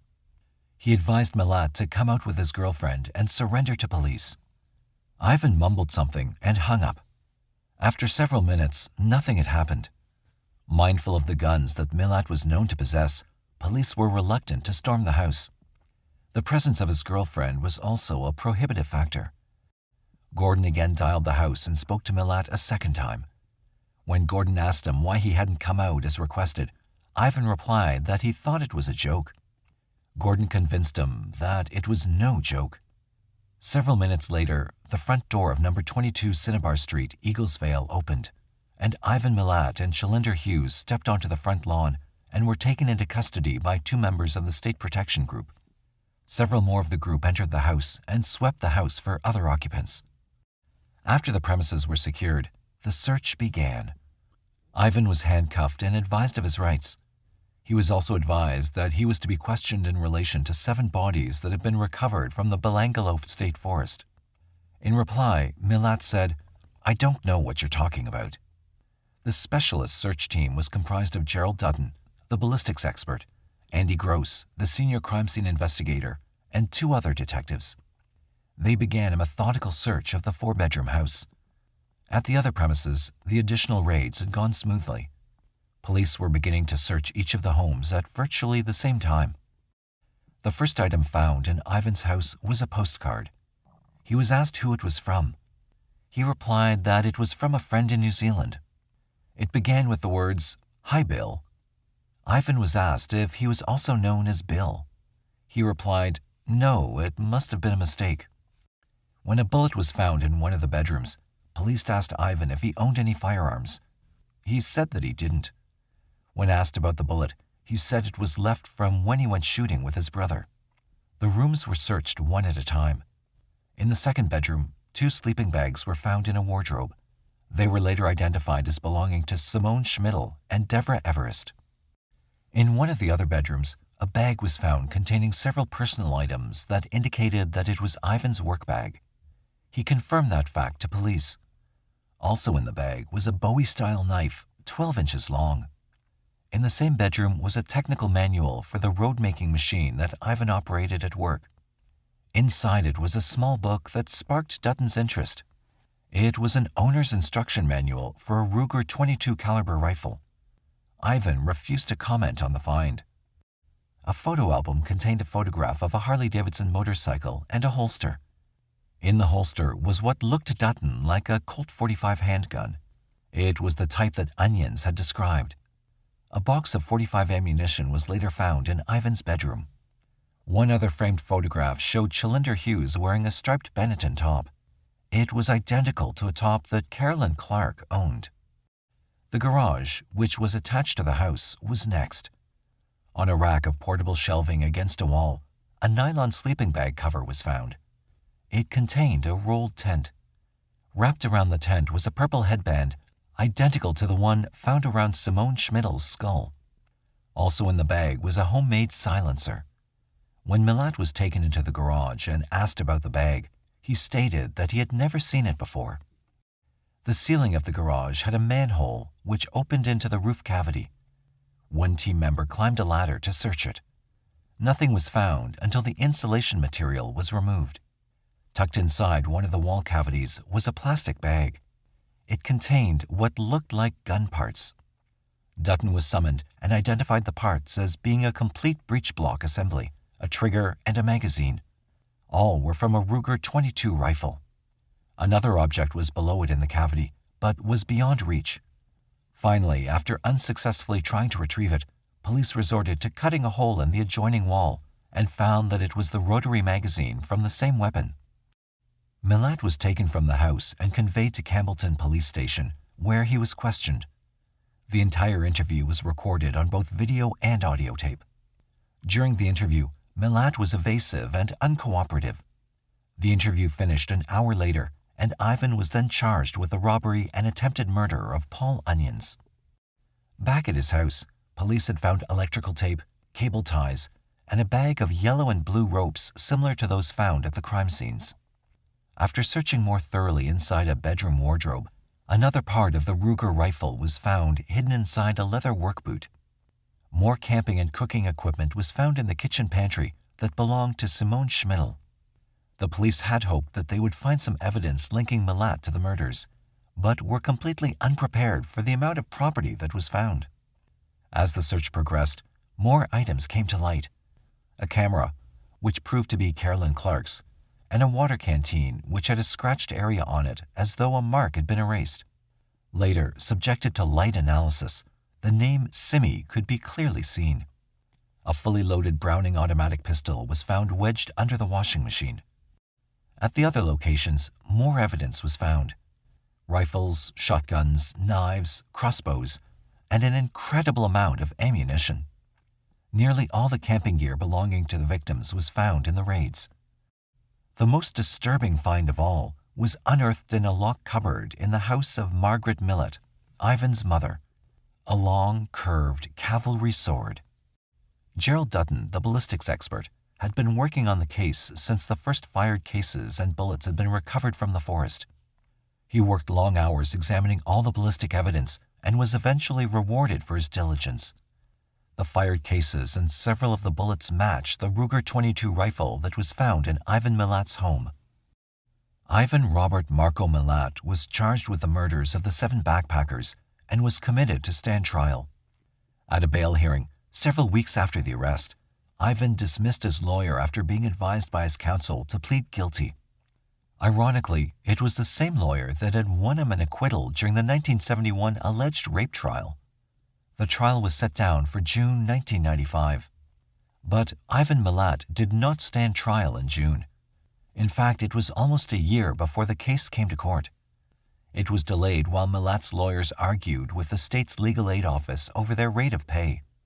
Eventually, they accepted the original offer and were ready to go to trial. Ivan Milat sat passively in the courtroom as the jury filed in for the first day of the biggest murder trial in Australia's criminal history. The presiding judge, Justice David Hunt, asked the Crown Prosecutor to begin. Mark Tedeschi, QC, Queen's Counsel, made a brief opening statement during which he told the jury that Ivan Milat would be proven guilty of 7 cruel murders, whether he had accomplices or not. He wasted no time in calling his first witness, Paul Onions. Milat stared at him as he took the witness stand, the hint of a faint smile on his lips. Onions positively identified Milat as the person who attacked him. Tedeschi led him through his evidence, and Onions waited for Milat's defense counsel, Terry Martin, to attack his testimony during cross-examination. The attack did not come. A few points of identification were challenged, but not the scrutiny that he was expecting. After Onions stepped down, the parents of each of the victims were called to the stand one at a time. The courtroom was hushed as they spoke about the last time they'd seen their children alive. Some suppressed sobs, and others struggled to control the seething anger that they felt when they looked into the eyes of the monster that stood accused of murdering their children. The list continued as the evidence was presented. 356 exhibits and hundreds of photographs all had to be explained in detail. The days crawled by in the hot and stuffy courtroom as each witness was called. The public galleries were full every day. Members of the media from all over the world jostled for position in the crowded press gallery, knowing that the case was big news. When the T-shirt that Joanne Walters last wore was displayed, bearing numerous cuts, front and back, the courtroom fell silent. So too when Dr. Bradhurst took the stand to describe the injuries inflicted on each of the victims. The most dramatic moment was when he was shown the sword found at Ivan's house. He suggested that it was very likely the type of weapon used to decapitate Anya Habshid. The enormous weight of evidence and the long list of witnesses took weeks to present. Gradually, during cross-examination of the prosecution witnesses, the defense tactics unfolded. They were determined to convince the jury that Ivan was not responsible for the murders, but instead implied that his brothers, Richard and Walter, committed the crimes and implicated him by planting the evidence at his house. 12 weeks and 145 witnesses later, the prosecution completed its presentation of a strong case. The first witness called by the defense was Ivan Milat. Martin led him through the accusations that had been made. His defense was simple. He denied everything. During cross-examination, Tedeschi proved merciless. He pursued Milat on every point. When asked how come he came to be in possession of the property belonging to the victims, he answered, "Someone's trying to make me look bad." He faltered after Tedeschi reminded him that the gun parts that they said were put in his home by someone else were painted in camouflage colors in the same fashion as his other hunting equipment. Tedeschi pointed out that it was an amazing coincidence, considering that Milat had already admitted that the paints used were in fact his. In the trial's 15th week, after all the evidence had been presented and argued against, the final summations began. Tedeschi told the jury of Ivan Milat's arrogance in believing that he would get away with the attack on Onions and the abduction and murder of 7 young people, an arrogance that prevented him from disposing of the property belonging to his victims. His address ran for 3 days as he spelled out the many pertinent facts that indicated that Ivan Milat was the killer, none of which had been suitably explained by his defense. Martin began his summing up by telling the jury that obviously someone in the Milat family was responsible for the murders, but not his client. He tried to explain away the damning evidence as a conspiracy against Ivan by his own brothers.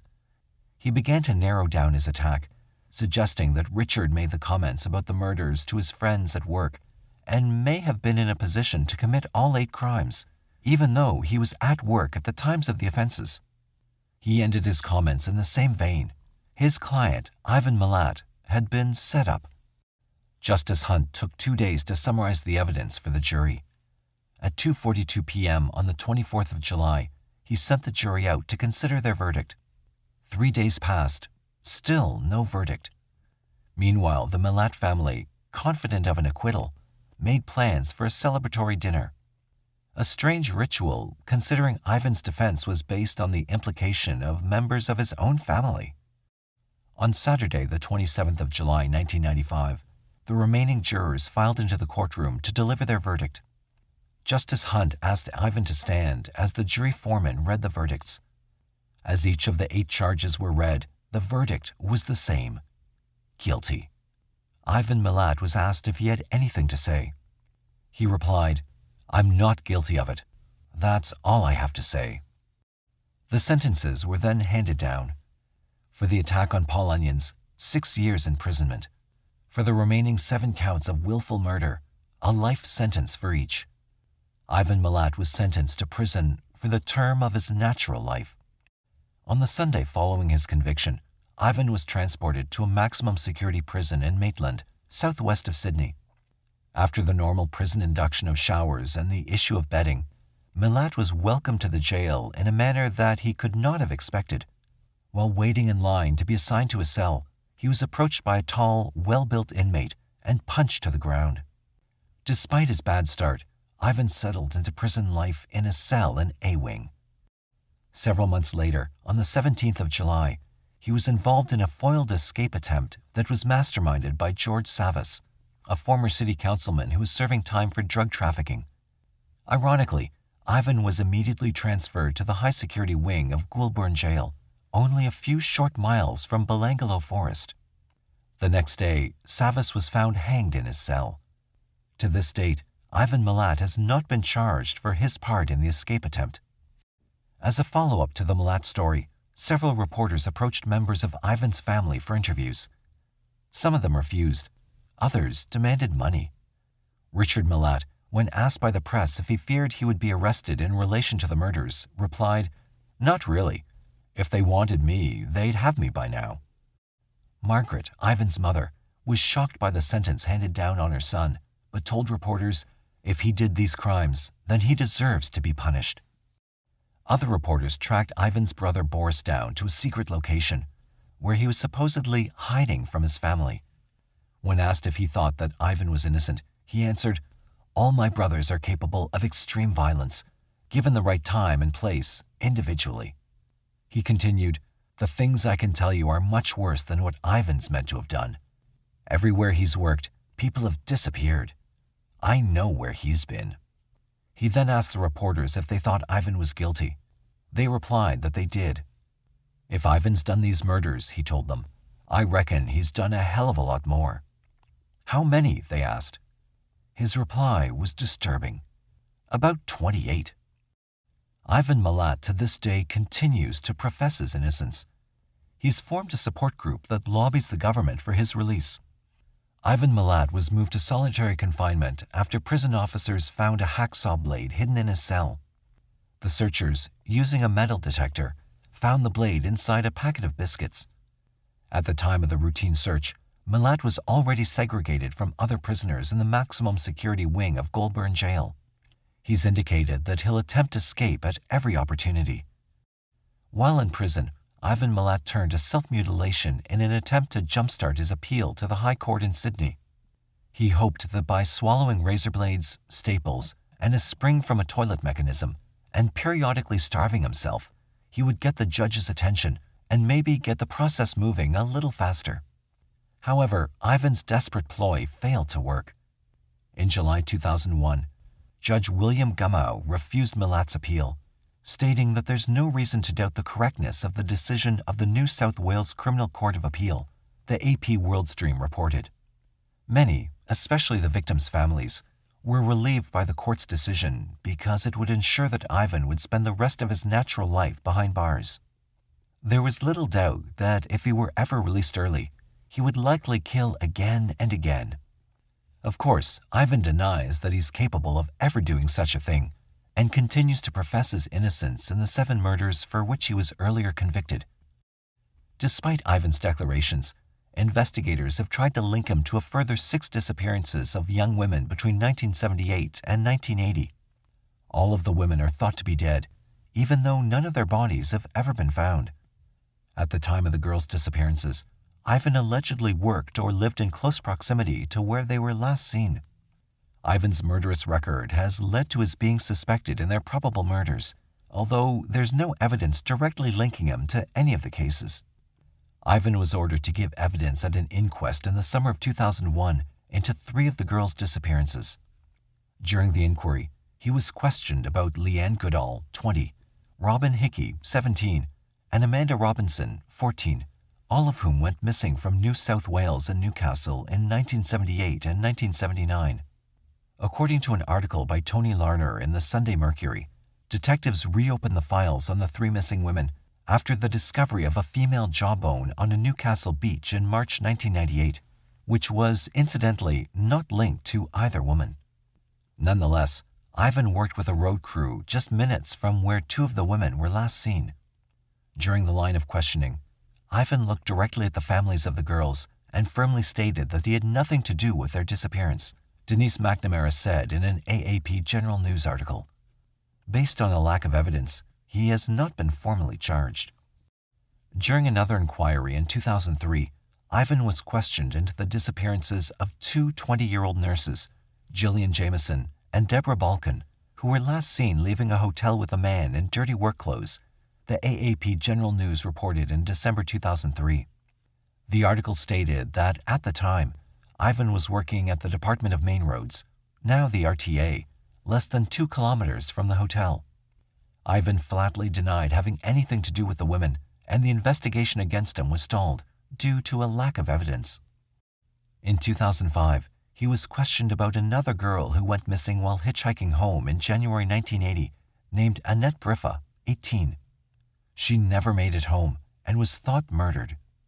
It's uncertain if Ivan was in the area at the time she went missing, but because her case matched those he was previously convicted of, he could never be totally eliminated as a suspect.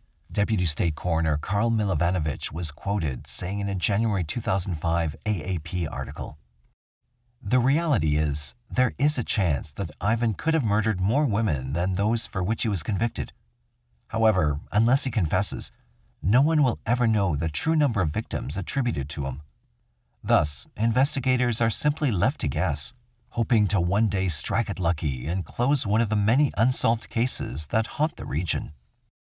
On the 26th of January 2009, Milat cut off his little finger with a plastic knife with the intention of mailing it to the High Court of Australia to force an appeal. He was taken to Goulburn Base Hospital under high security. However, on the 27th of January 2009, Milat was returned to prison after doctors decided surgery was not possible. Milat had previously harmed himself in 2001 when he swallowed razor blades, staples, and other metal objects. In May 2011, Milat went on a 9-day hunger strike, losing 15 kilograms in an unsuccessful attempt to be given a PlayStation. In May 2019, Milat was transferred to the Prince of Wales Hotel, Randwick, and was subsequently diagnosed with terminal esophageal cancer. Following his treatment, he was transferred to the Long Bay Correctional Centre to continue his custodial sentences. On the 9th of August 2019, a terminally ill Milat was moved to a secure treatment unit located at the Prince of Wales Hospital following the loss of 20 kilograms in previous weeks. Milat was also exhibiting a high temperature. His status, however, was reported as not life-threatening. On the 27th of October 2019, Milat died from esophagus and stomach cancer at 4:07 a.m. in the hospital wing at Long Bay Correctional Centre. He was 74 years old. To understand the horrific saga of Australia's worst serial killing case, one must first go back in time, back to a foreboding 1994 prequel, a grisly find at rural Lower Light, about 50 kilometres north of Adelaide, the South Australian capital. A farmer had stumbled upon skeletal remains in a barren field on August 16, 1994. Social talk in the quiet city of churches turned once again to speculation about what might follow. By 1994, South Australia already had a long, disturbing history of abductions and serial murders.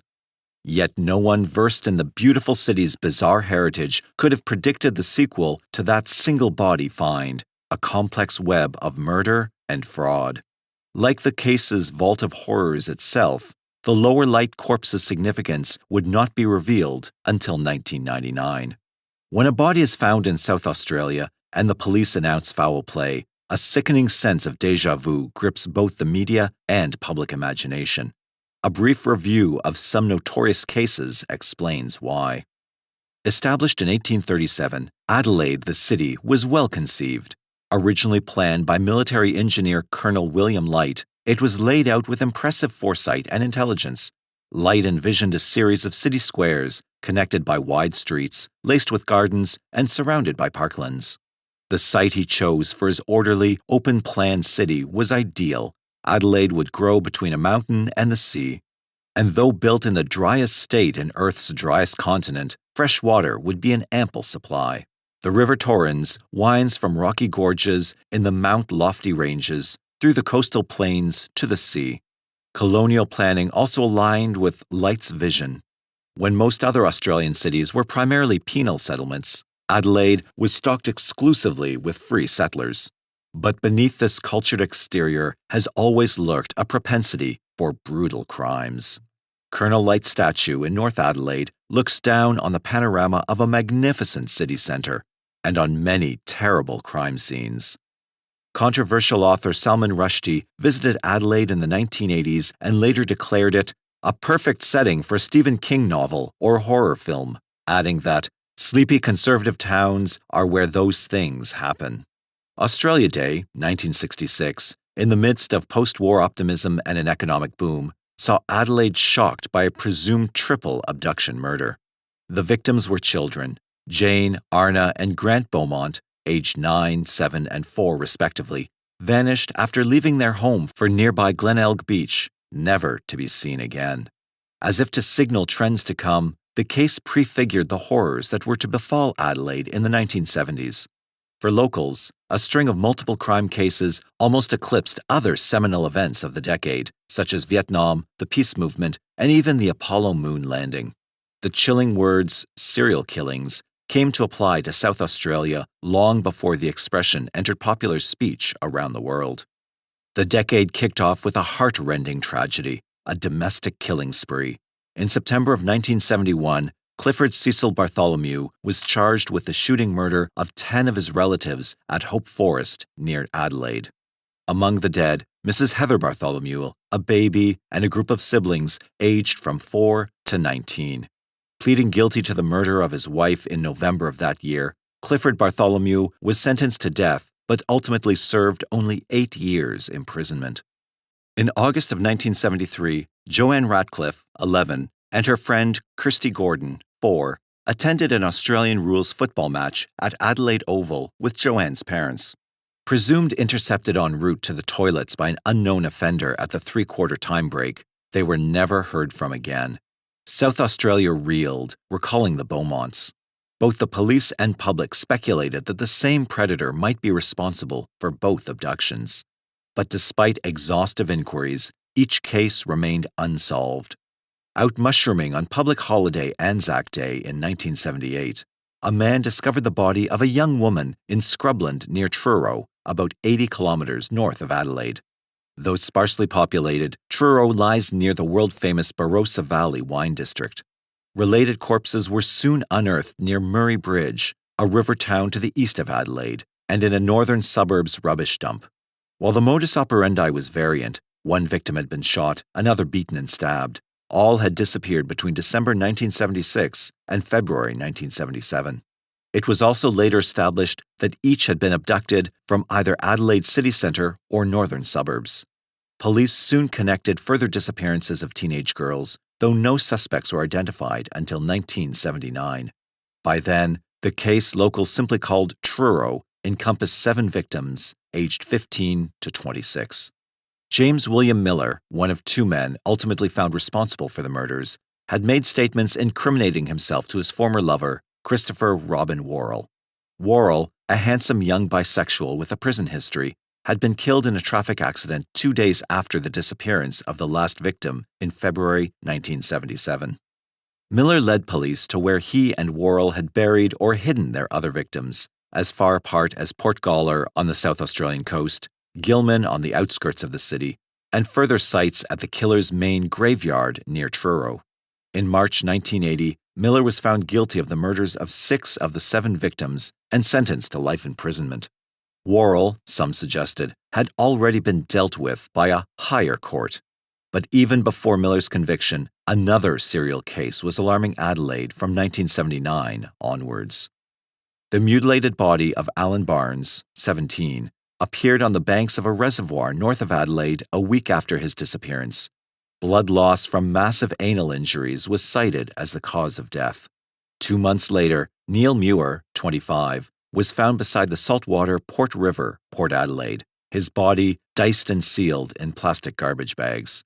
In 1981, 14-year-old Peter Stognev disappeared while playing truant. In February of the following year, Mark Langley, 18, disappeared from near the River Torrens. His mutilated corpse, bearing a surgical-style abdominal incision, was located 9 days thereafter in the hills. Portions of his lower bowel had been removed. 4 months later, Peter Stognev's body was found at Portgauler, the isolated burial spot also used by the Truro murderers. His skeletal remains had been sawn apart. 1 year later, Richard Kelvin, 15, son of a popular newsreader and television celebrity, was abducted only meters from his home in upmarket North Adelaide. His body was eventually dumped in the Adelaide Hills, only a few kilometers from a hobby farm. Pathologists examining this victim noted some alarming familiarities: anal wounds and death by blood loss. But forensic evidence also suggested something new, and its announcement stunned locals. Police believed that Richard Kelvin had suffered 5 weeks of drugged imprisonment prior to death.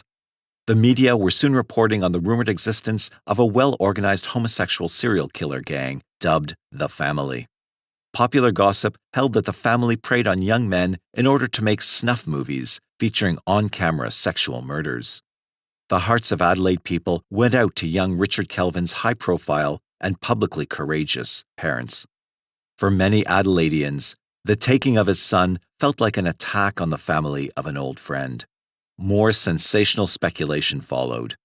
It was widely rumored that a huge network of alleged offenders was known to police, some of them high in Adelaide society. Yet only one man was eventually brought to justice. Adelaide accountant Bevan Spencer von Einem was linked to the Kelvin murder through trace evidence, matching drugs and hairs. Convicted on the one victim, von Einem, who was reported to be a former medical student, was sentenced to life imprisonment. In 1988, Bevan Spencer von Einem was also charged with the murders of Alan Barnes and Mark Langley. A mystery witness, identified only as Mr. B, gave astonishing evidence at the committal hearing. Among other claims, Mr. B alleged that von Einem was involved in each of the 5 killings the press had now dubbed the family murders. While that seemed a logical claim to many, Mr. B did not stop there. He alleged that von Einem had also implicated himself in both the Beaumont and Ratcliffe Gordon cases. Adelaide was shaken by the idea of a prolific killer operating undetected since 1966. Media reports were quick to point out that von Einem was old enough to have participated. But as B's testimony was uncorroborated by other evidence, and complex legal issues arose involving the admissibility of similar fact evidence, prosecutors were unable to proceed. Von Einem remains imprisoned for the Richard Kelvin murder and denies involvement in the other abductions. Against this formidable background, police, journalists, and citizens of South Australia have learned not to make any assumptions. When just one body is pulled from the ground or found beside a river, it might simply be the beginning. Such was the case on August 16, 1994, with the unknown corpse at Lower Light. But Australia would have to wait until May 20, 1999, to see more than the tip of the proverbial iceberg. It would surface in a northern haven called Snowtown. Rural Snowtown, about 150 kilometers north of Adelaide, is home to between 500 and 600 people. Not far from the little wheat belt community, one low range of hills breaks up kilometers of flat farmland stretching to each horizon. Like most South Australian bush towns, Snowtown has weathered the backwash of the state's economic misfortunes. Housing is cheap, but jobs and services are on the decline in the country. While ambitious youngsters head into the city in search of tertiary education and work, many of the urban poor and unemployed are attracted to rural centres, the only places they could ever afford a home. The sudden influx of strangers frequently raises the level of angst, and some claim crime, in beleaguered, close-knit bush towns. It's an economically driven pattern now reflected in every Australian state. In the early 80s, Snowtown gave one the impression of turning back the clock to that nostalgic, perhaps romanticized, old world of hardworking, peaceful country folk. Snowtown's aura held no trace of the tension and menace usually associated with cities. But on Thursday, May 20th, 1999, that traditional, restful persona was shattered. In the final stages of a complex, year-long missing person investigation, police entered the former Snowtown branch of the State Bank of South Australia. Like many rural banks, the branch was no longer in service. The red brick building in the town's main street proved to be a chamber of horrors. 6 black plastic barrels, or vats, were located behind the old bank vault's 10-centimeter thick metal door. They contained acid and human body parts from 8 different victims, including 15 human feet. Police information suggested the victims' remains had been in storage there for at least 3 months. Outside the vault itself, the former main banking area contained electrical and computer equipment. Disbelief and revulsion gripped the small town as word quickly spread. An early topic of conversation was the unique, stomach-turning stench released from the vault upon its opening. "As a police officer, I've smelt death before," commented Snowtown policeman Ian Young. "You don't have to get close to this to know what this was." Barry Drew was working next door to the old bank when police began removing evidence. He was later to tell that they counted the toes and then divided. Police also removed evidence from a rented house less than a kilometer from the bank. Located between the United and Catholic churches, it was the home of a suspect in the matter. Neighbors described the occupants of the house as reclusive strangers who had never bonded with the Snowtown community and so had been left separate. Over 100 kilometers away, sprawling between the Adelaide foothills and the sea, the northern suburbs were about to enter the case. The collective northern suburbs region has always been blue-collar to middle income. In recent decades, much of Adelaide's suburbia has suffered high unemployment levels. Unpretentious and multicultural, the northern zone straddles mostly flat, featureless coastal plains until it meets low, rolling hills to the east. The day after the Snowtown find, police swooped early on 3 northern suburb addresses. 3 men were each charged with 1 count of murder of a person unknown between August 1st, 1993 and May 20th, 1999. John Justin Bunting, 32, of Craigmore, Robert Joe Wagner, 27, of Elizabeth Grove, described by some neighbors as brooding and illiterate, and Mark Ray Hayden, 40, of Smithfield Plains, were arrested with an expectation that more charges would later be laid. All were remanded in custody to reappear on July 2nd, 1999. By Sunday, June 23rd, police were searching for more bodies. They arrived at a former residence of Bunting's, a double-fronted, semi-detached house on Waterloo Corner Road, Salisbury North, which has since been demolished. A new high-tech ally accompanied their search for evidence.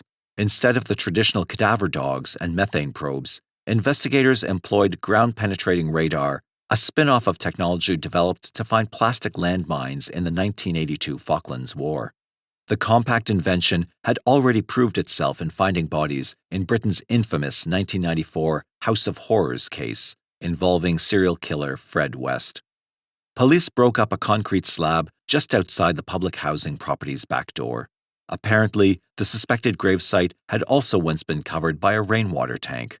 Once the earth was exposed, a bright yellow box resembling an oversized lawnmower was wheeled across the spot. Within minutes, the device's readout supplied the anticipated data.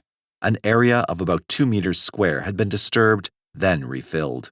At 3 p.m., after careful digging, forensic police located a human body at a depth of about 2 meters, secured in 2 separate plastic bags. It was clear that investigators had arrived armed with detailed information.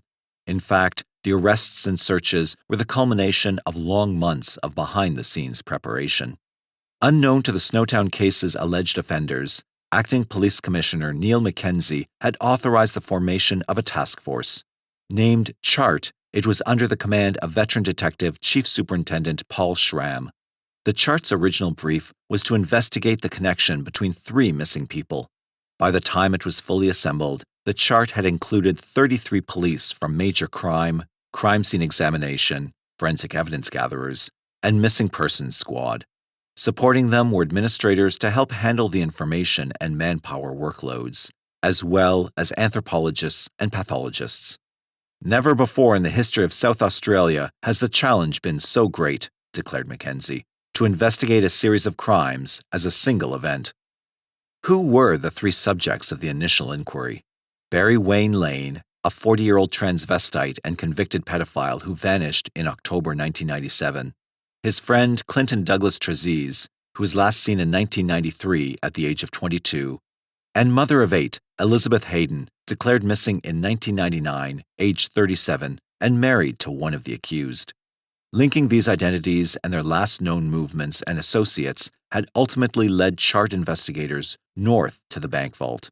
One specific development was the movement to Snowtown, over the preceding months, of certain motor vehicles.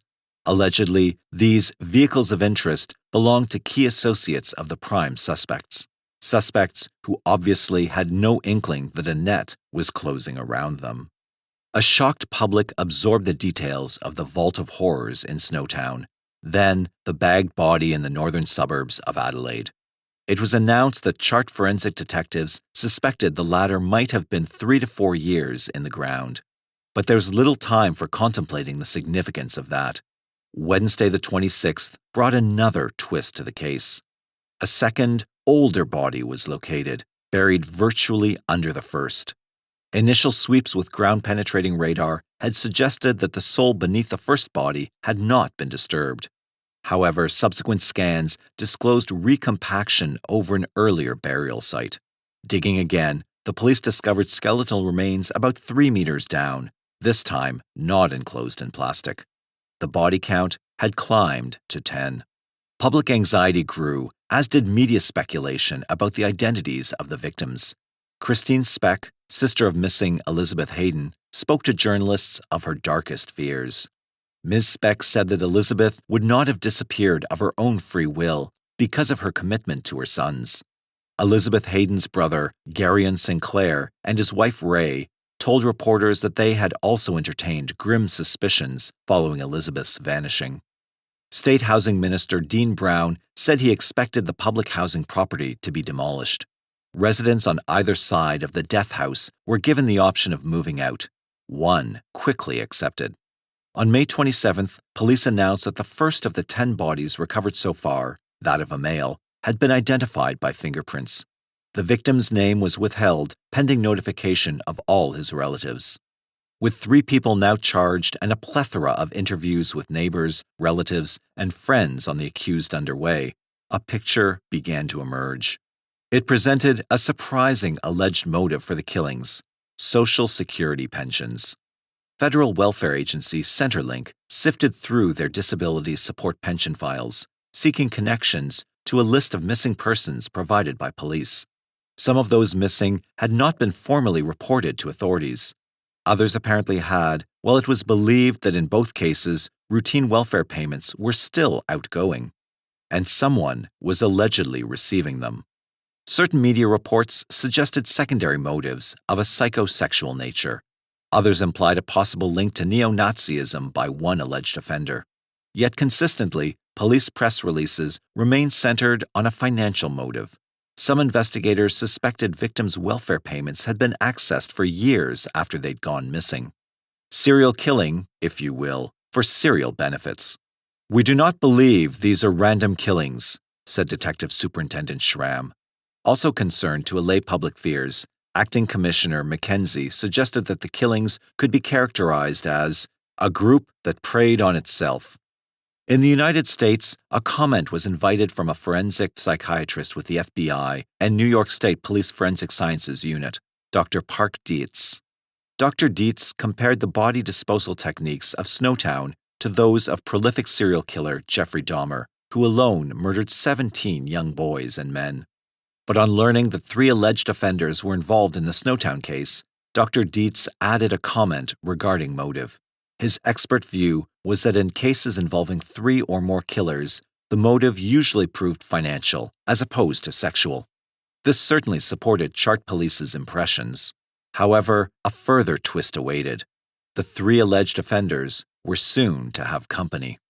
On June 2nd, Task Force Chart detectives made another arrest in the northern suburbs.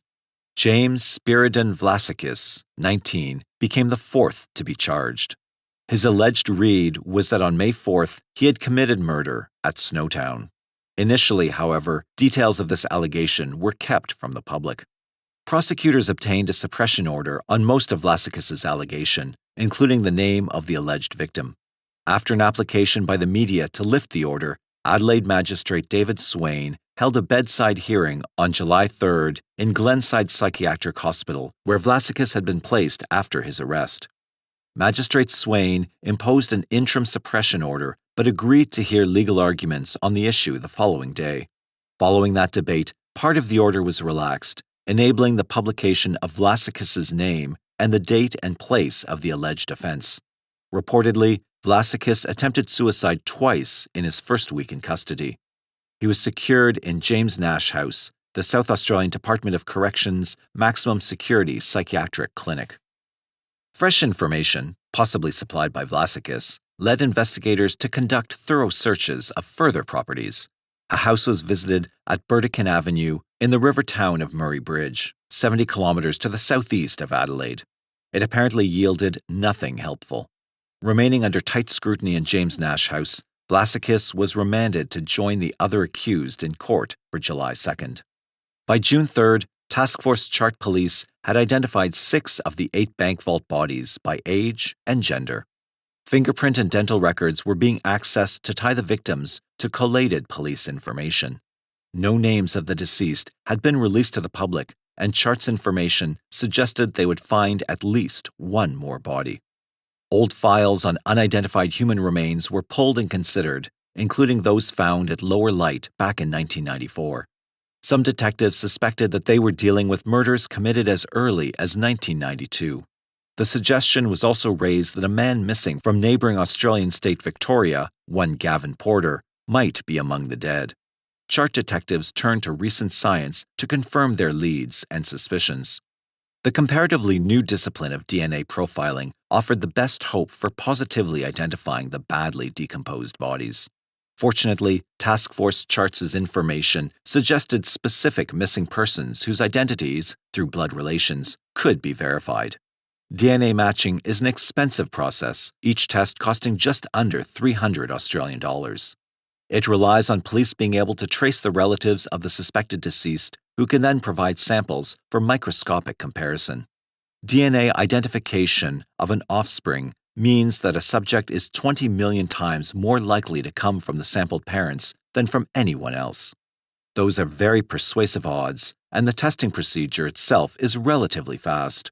What can hamper the matching process is the time and difficulty involved in locating and sampling living relatives. Parents, for example, who may not have shared their lives, or geography, for many years. But the process's strength lies in the resilience of human DNA. Whether a body has been buried, burnt, or, in the case of the Snowtown vault, corpses immersed in acid, that which survives is often substantial. Bone marrow, blood, and even hair follicles can continue, despite being pickled in corrosive fluid, to hold enclosed DNA in the nuclei of their cells. Regardless of the overall state of the body or body parts, the human blueprint can still be extracted, mapped, and compared. In the first week of June, with DNA cross-matching underway, police lined up 2 more properties for comprehensive searching. Again, one laid in the Riverland near the Murray River, another in the state's mid-north in the wheat belt that includes Snowtown. While efforts to match the victims' identities continued in the laboratory, others worked on their behalf in a different way. The Christians of Snowtown held a poignant combined churches service on June 7th in the local hall. Less than 60 people attended, representing United, Lutheran, and Anglican churches. They lit 8 candles, one for each of the vault's victims. As rain pattered on the roof, the group prayed for both the dead and those accused of killing them. By the following day, 7 of the 8 bank vault victims had been identified. The 2 bodies exhumed from the Salisbury North property had yet to be DNA matched. Yet a picture of past events that had shaped the disturbing case were emerging, one that police felt confident enough to share, in snatches, with the waiting media and public. Unfamiliar cars frequenting a community the size of Snowtown rarely go unnoticed. This factor helped Chart investigators connect the sleepy town with the northern Adelaide suburbs' missing persons cases. But the vehicles of interest also raised other questions. Was there a human network going beyond the 4 accused involved in the killings? If so, how large was it? The DNA tests concluded. Police released the names of 3 of the identified victims. Chart intelligence collators and detectives reviewed the emerging correlations. They revealed a tangled snare of past relationships between the accused and the dead, confirming the earlier assertion of Acting Police Commissioner Neil Mackenzie. This was a group that preyed on itself. Cautiously, a little at a time, police sources confirmed as much as they felt was prudent, wary of prejudicing the ongoing investigation. Not all victims had been publicly named, though all had been successfully identified. DNA matching apparently confirmed a police list of reported and unreported missing persons on pensions or benefits. All were associated with the known accused. Police also confirmed that missing Victorian man Gavin Porter, aged between 20 and 30 at the time he disappeared, was among the slain. Another identified and named victim was missing person Barry Lane. 40 at the time of his disappearance in 1997, Lane was a convicted sex offender and a transvestite who used the name Vanessa. But it was revealed he had also lived, for some 8 years, with one of the accused, Robert Wagner, 27. Their shared residence at 1 Bingham Road, Salisbury North, was a block away from the death house, occupied by the accused man, John Bunting, 32. Barry Lane, in turn, had been involved in a sexual relationship with another key missing person who had triggered the whole Chart investigation, Clinton Douglas Trezise, 22 at the time of his vanishing. Returning to John Bunting, a former resident of 203 Waterloo Corner Road, the death house, he was engaged to Gail Sinclair, sister of a key missing person, and now identified and named victim, Elizabeth Hayden, née Sinclair. Elizabeth Hayden was, of course in life, the accused man Mark Hayden's wife. These revelations bring us full circle, back to that grisly 1994 prequel to the Snowtown Murders story with which we began, The Single Body at Lower Light. By June 8, 1999, Chart detectives had obtained an old X-ray image of Clinton Trezise from a previous employer. As it was scrutinized by pathologists and anthropologists assisting the task force, a 5-year-old mystery was finally laid to rest, and the key historical connection made. The announcement by police in June of '99 took me back to '94, when yet again many South Australians had wondered what terrible multiple crimes they might soon be reading about. Those skeletal remains found at Lower Light on August 16, 1994, were Trezise's. Ironically, he was the first to be found, among the last to be identified. In a further irony, the ID match was made by an outdated form of medical technology, an X-ray, not complex DNA testing. Clinton Douglas Trezise had last been sighted in 1993, but had not been reported missing until 1995. By then, his unidentified skeleton had already been found. While there's little question that Trezise met with foul play and figured prominently in Chart's behind-the-scenes inquiries, a doubt still hangs over his identity as a victim of this alleged group. his killer may still be at large. Detective Superintendent Schramm included the lower light body's identification. Calling it a significant breakthrough, Schramm defined the elusive ID as a matter we have been trying to achieve for the past 4 years. He added, "Of the 11 people on our list, balancing against 8 vault bodies, 2 backyard burials, and 1 from lower light in '94, we now think we can account for all of those people. We are not at the moment looking for any more bodies." The South Australian Police Department's complicated, delicate search for further offenders and accomplices goes on, but, for the time being at least, Snowtown's deadly math appears to add up. Chart Police remained cautious in releasing information. One suppression order hanging over the case still prevents public identification of one victim. However, mostly through the recollections of neighbors and relatives, sketches of a few key personalities have already developed. Though little has so far come to light about John Bunting, backstories have emerged for alleged co-offenders Mark Ray Hayden and Robert Wagner, along with some insights into alleged victims Elizabeth Hayden and Barry Lane. Mark Hayden had lived with his father in Elizabeth East, a northern suburbs address only a few kilometers away from the death house at Waterloo Corner Road, Salisbury. The Haydens had lost Mark's only brother in a car accident years earlier. Neighbors remember Hayden as a quiet person who used the name Mark Lawrence and often spent time working on his car.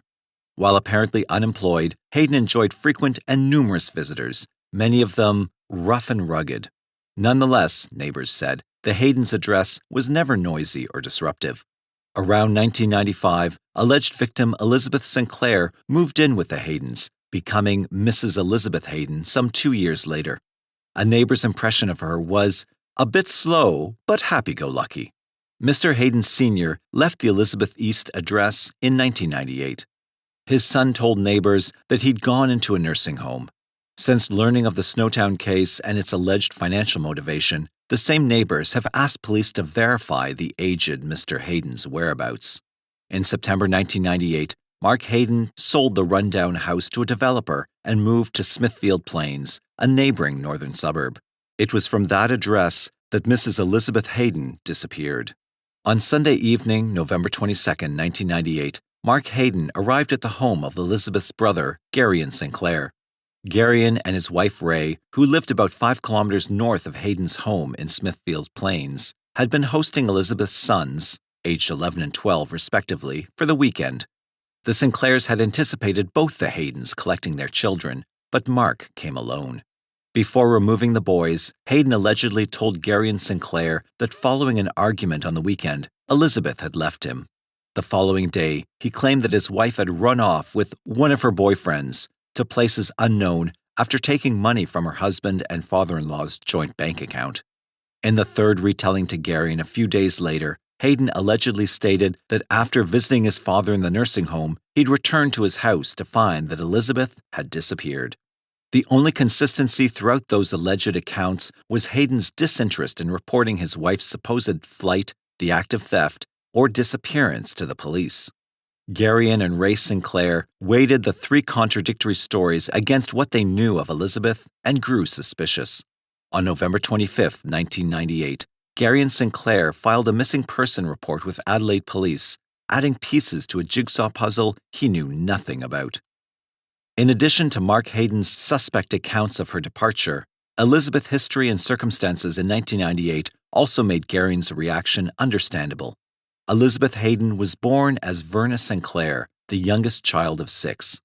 Family members have related that she had a difficult life. A series of unhappy relationships, most of them short, left Elizabeth with 6 daughters and 2 sons from a number of different fathers. But by 1998, it appeared that Elizabeth's life had turned a corner. She'd shown renewed determination to care for her sons, and after meeting Mark Hayden through a friend in her ceramics group in 1994, Elizabeth had embarked on the longest relationship she'd had. Tragically, her delayed season in the sun was not to last. Alleged killer Robert Wagner and alleged victim Barry Lane had lived together at Bingham Road, Salisbury North, a block away from the death house at Waterloo Corner Road. Recently reported neighborhood anecdotes offer some insights into their lifestyle. Dyeing his hair blonde and renaming himself Vanessa, Barry Lane often wore pink shorts in summer. Because of this flamboyant dress sense and a reputation for pedophilia convictions, Lane was occasionally persecuted by local children. Though their abuse was mainly verbal, Lane and Wagner's house was sometimes splattered with eggs. Perhaps in reaction, the duo built a 2-meter-high iron fence around their semi-detached home and kept 4 Doberman Pinscher dogs. Neighbors described Lane as outgoing, but noted that he was obviously suffering from serious back pain. Both men received disability benefits from Australian Social Security, now called Centrelink. In a sensational report carried by the Sydney Morning Herald, Barry Lane's mother, Sylvia, spoke about her son's involvement in the chain of murder and money. Mrs. Lane described Barry living in fear since helping to conceal a murder 8 or 9 years ago. She also spoke of him being threatened by the others involved. Wagner, meanwhile, was described by his former neighbors as brooding, somewhat dependent on Lane, and unable to read or write. Both men, however, were quite well regarded by some in their street, who expressed disbelief at Wagner's murder charge. One antisocial tendency attributed to Robert Wagner by acquaintances or neighbors briefly attracted international media attention. Allegedly, Wagner was a white supremacist who told neighbors that he and his friends shared hatred of gays and Asians and that he had joined the group National Action. A brief report in the UK paper The Weekly Telegraph described Wagner's computer screensaver as reading, "Adolf Hitler is alive." But so far, Chart police have consistently signaled disinterest in this possible motivation for the alleged murders. And in contrast to this neo-Nazi image, one elderly neighbor recalled Wagner and Lane going out and buying food for his pets. Another remembered the pair playing church music at home. Significantly, several neighborhood anecdotes simply mention a regular visitor to Lane and Wagner's place, co-accused John Justin Bunting. Former local student James Kuzner, 17, is the cousin of Clinton Trezise. "I was 12 when Cliff, Clinton, disappeared. We thought he had just run away," he told reporters. Kuzner also confirmed that it was a common local knowledge that Lane, aka Vanessa, was a pedophile. Chart police have established that for a time, Barry Lane was in a relationship with missing person Clinton Trezise. In July 2002, one of the 4 men charged with the Snowtown Murders, 22-year-old James Vlasikis, pleaded guilty to 4 counts of murder in the Adelaide Supreme Court. In handing down a life sentence with a 26-year-old non-parole period, the judge said that if Vlasikis had not cooperated with police and authorities, then he would have received a non-parole period of 42 years. The trial of Bunting and Wagner lasted almost 12 months, the longest in the history of South Australia. In December 2003, Bunting was convicted of committing 11 murders, and Wagner of 10 murders, of which he had confessed to only 3. Vlasikis pleaded guilty to 4 of the murders. In 2004, Hayden was convicted on 5 counts of assisting with the murders, of which he admitted to 2. The jury did not come to a decision on 2 murder charges against Hayden and another charge of assisting murder, at which the senior prosecutor, Wendy Abraham, indicated that she would seek a retrial on those charges. The final count against Bunting and Wagner, that of murdering Suzanne Allen, was dropped on the 7th of May 2007 when a jury had been unable to reach a verdict. Justice Brian Ross Martin determined that Bunting was the ringleader and sentenced him to 11 consecutive terms of life imprisonment without the possibility of release on parole. Wagner was sentenced to 10 consecutive terms under the same conditions, and at his sentencing, he stated from the dock, "Pedophiles were doing terrible things to children. The authorities didn't do anything about it. I decided to take action. I took that action. Thank you." Vlasikis was sentenced to 4 consecutive life sentences with a non-parole period of 26 years, and Hayden was sentenced to 25 years with a non-parole period of 18 years. More than 250 suppression orders prevented publication of the details of this case. In early 2011, a judge lifted the remaining orders in response to a request by the producers of the film Snowtown, a dramatization depicting the murders and the events leading up to them. The Telegraph in the UK reported several were found with gags stuffed in their mouths. Others had ropes around their necks. Feet and limbs had been chopped off, and there were burns on some of the bodies. The killings were allegedly carried out as part of a macabre social security fraud. Wendy Abraham QC, opening the prosecution case, said the four had collected the welfare benefits and disability allowances of their dead victims. They even impersonated some of those they had killed to conduct banking transactions or to deal with the Social Security office. Before being murdered, some of the victims were made to repeat scripted phrases, which were taped and left on the answering machines of their relatives and friends to divert suspicion from their disappearance. Also located in the bank and vault were handcuffs, a set of knives, ropes and tape, a number of rubber gloves, and a machine which was capable of giving an electric shock. Miss Abraham said, a number had been dismembered, with legs and feet removed from their bodies, or they had been cut. One had his hands handcuffed behind his back and his legs tied together. More than one of the bodies had marks consistent with burn marks. If you say you're from Snowtown, people are like, ooh, the murders. So some locals don't even say they're from Snowtown. They'll say the Mid-North. After the murders, it did not take long for some to see a silver lining. Souvenirs went on sale and attempts were made to cash in on the crimes. Documentaries and a film were made. In Snowtown, there has been constant talk of turning the old bank vault into a tourism site, potentially a museum. Each time the story of these crimes is revisited, it re-triggers the emotional and psychological turmoil that these families have gone through. At the time, the local press reported a suggestion that the town's name be changed to avoid the stigma now associated with the name, although this suggestion was never acted upon. One suggested new name in press reports was Rosetown.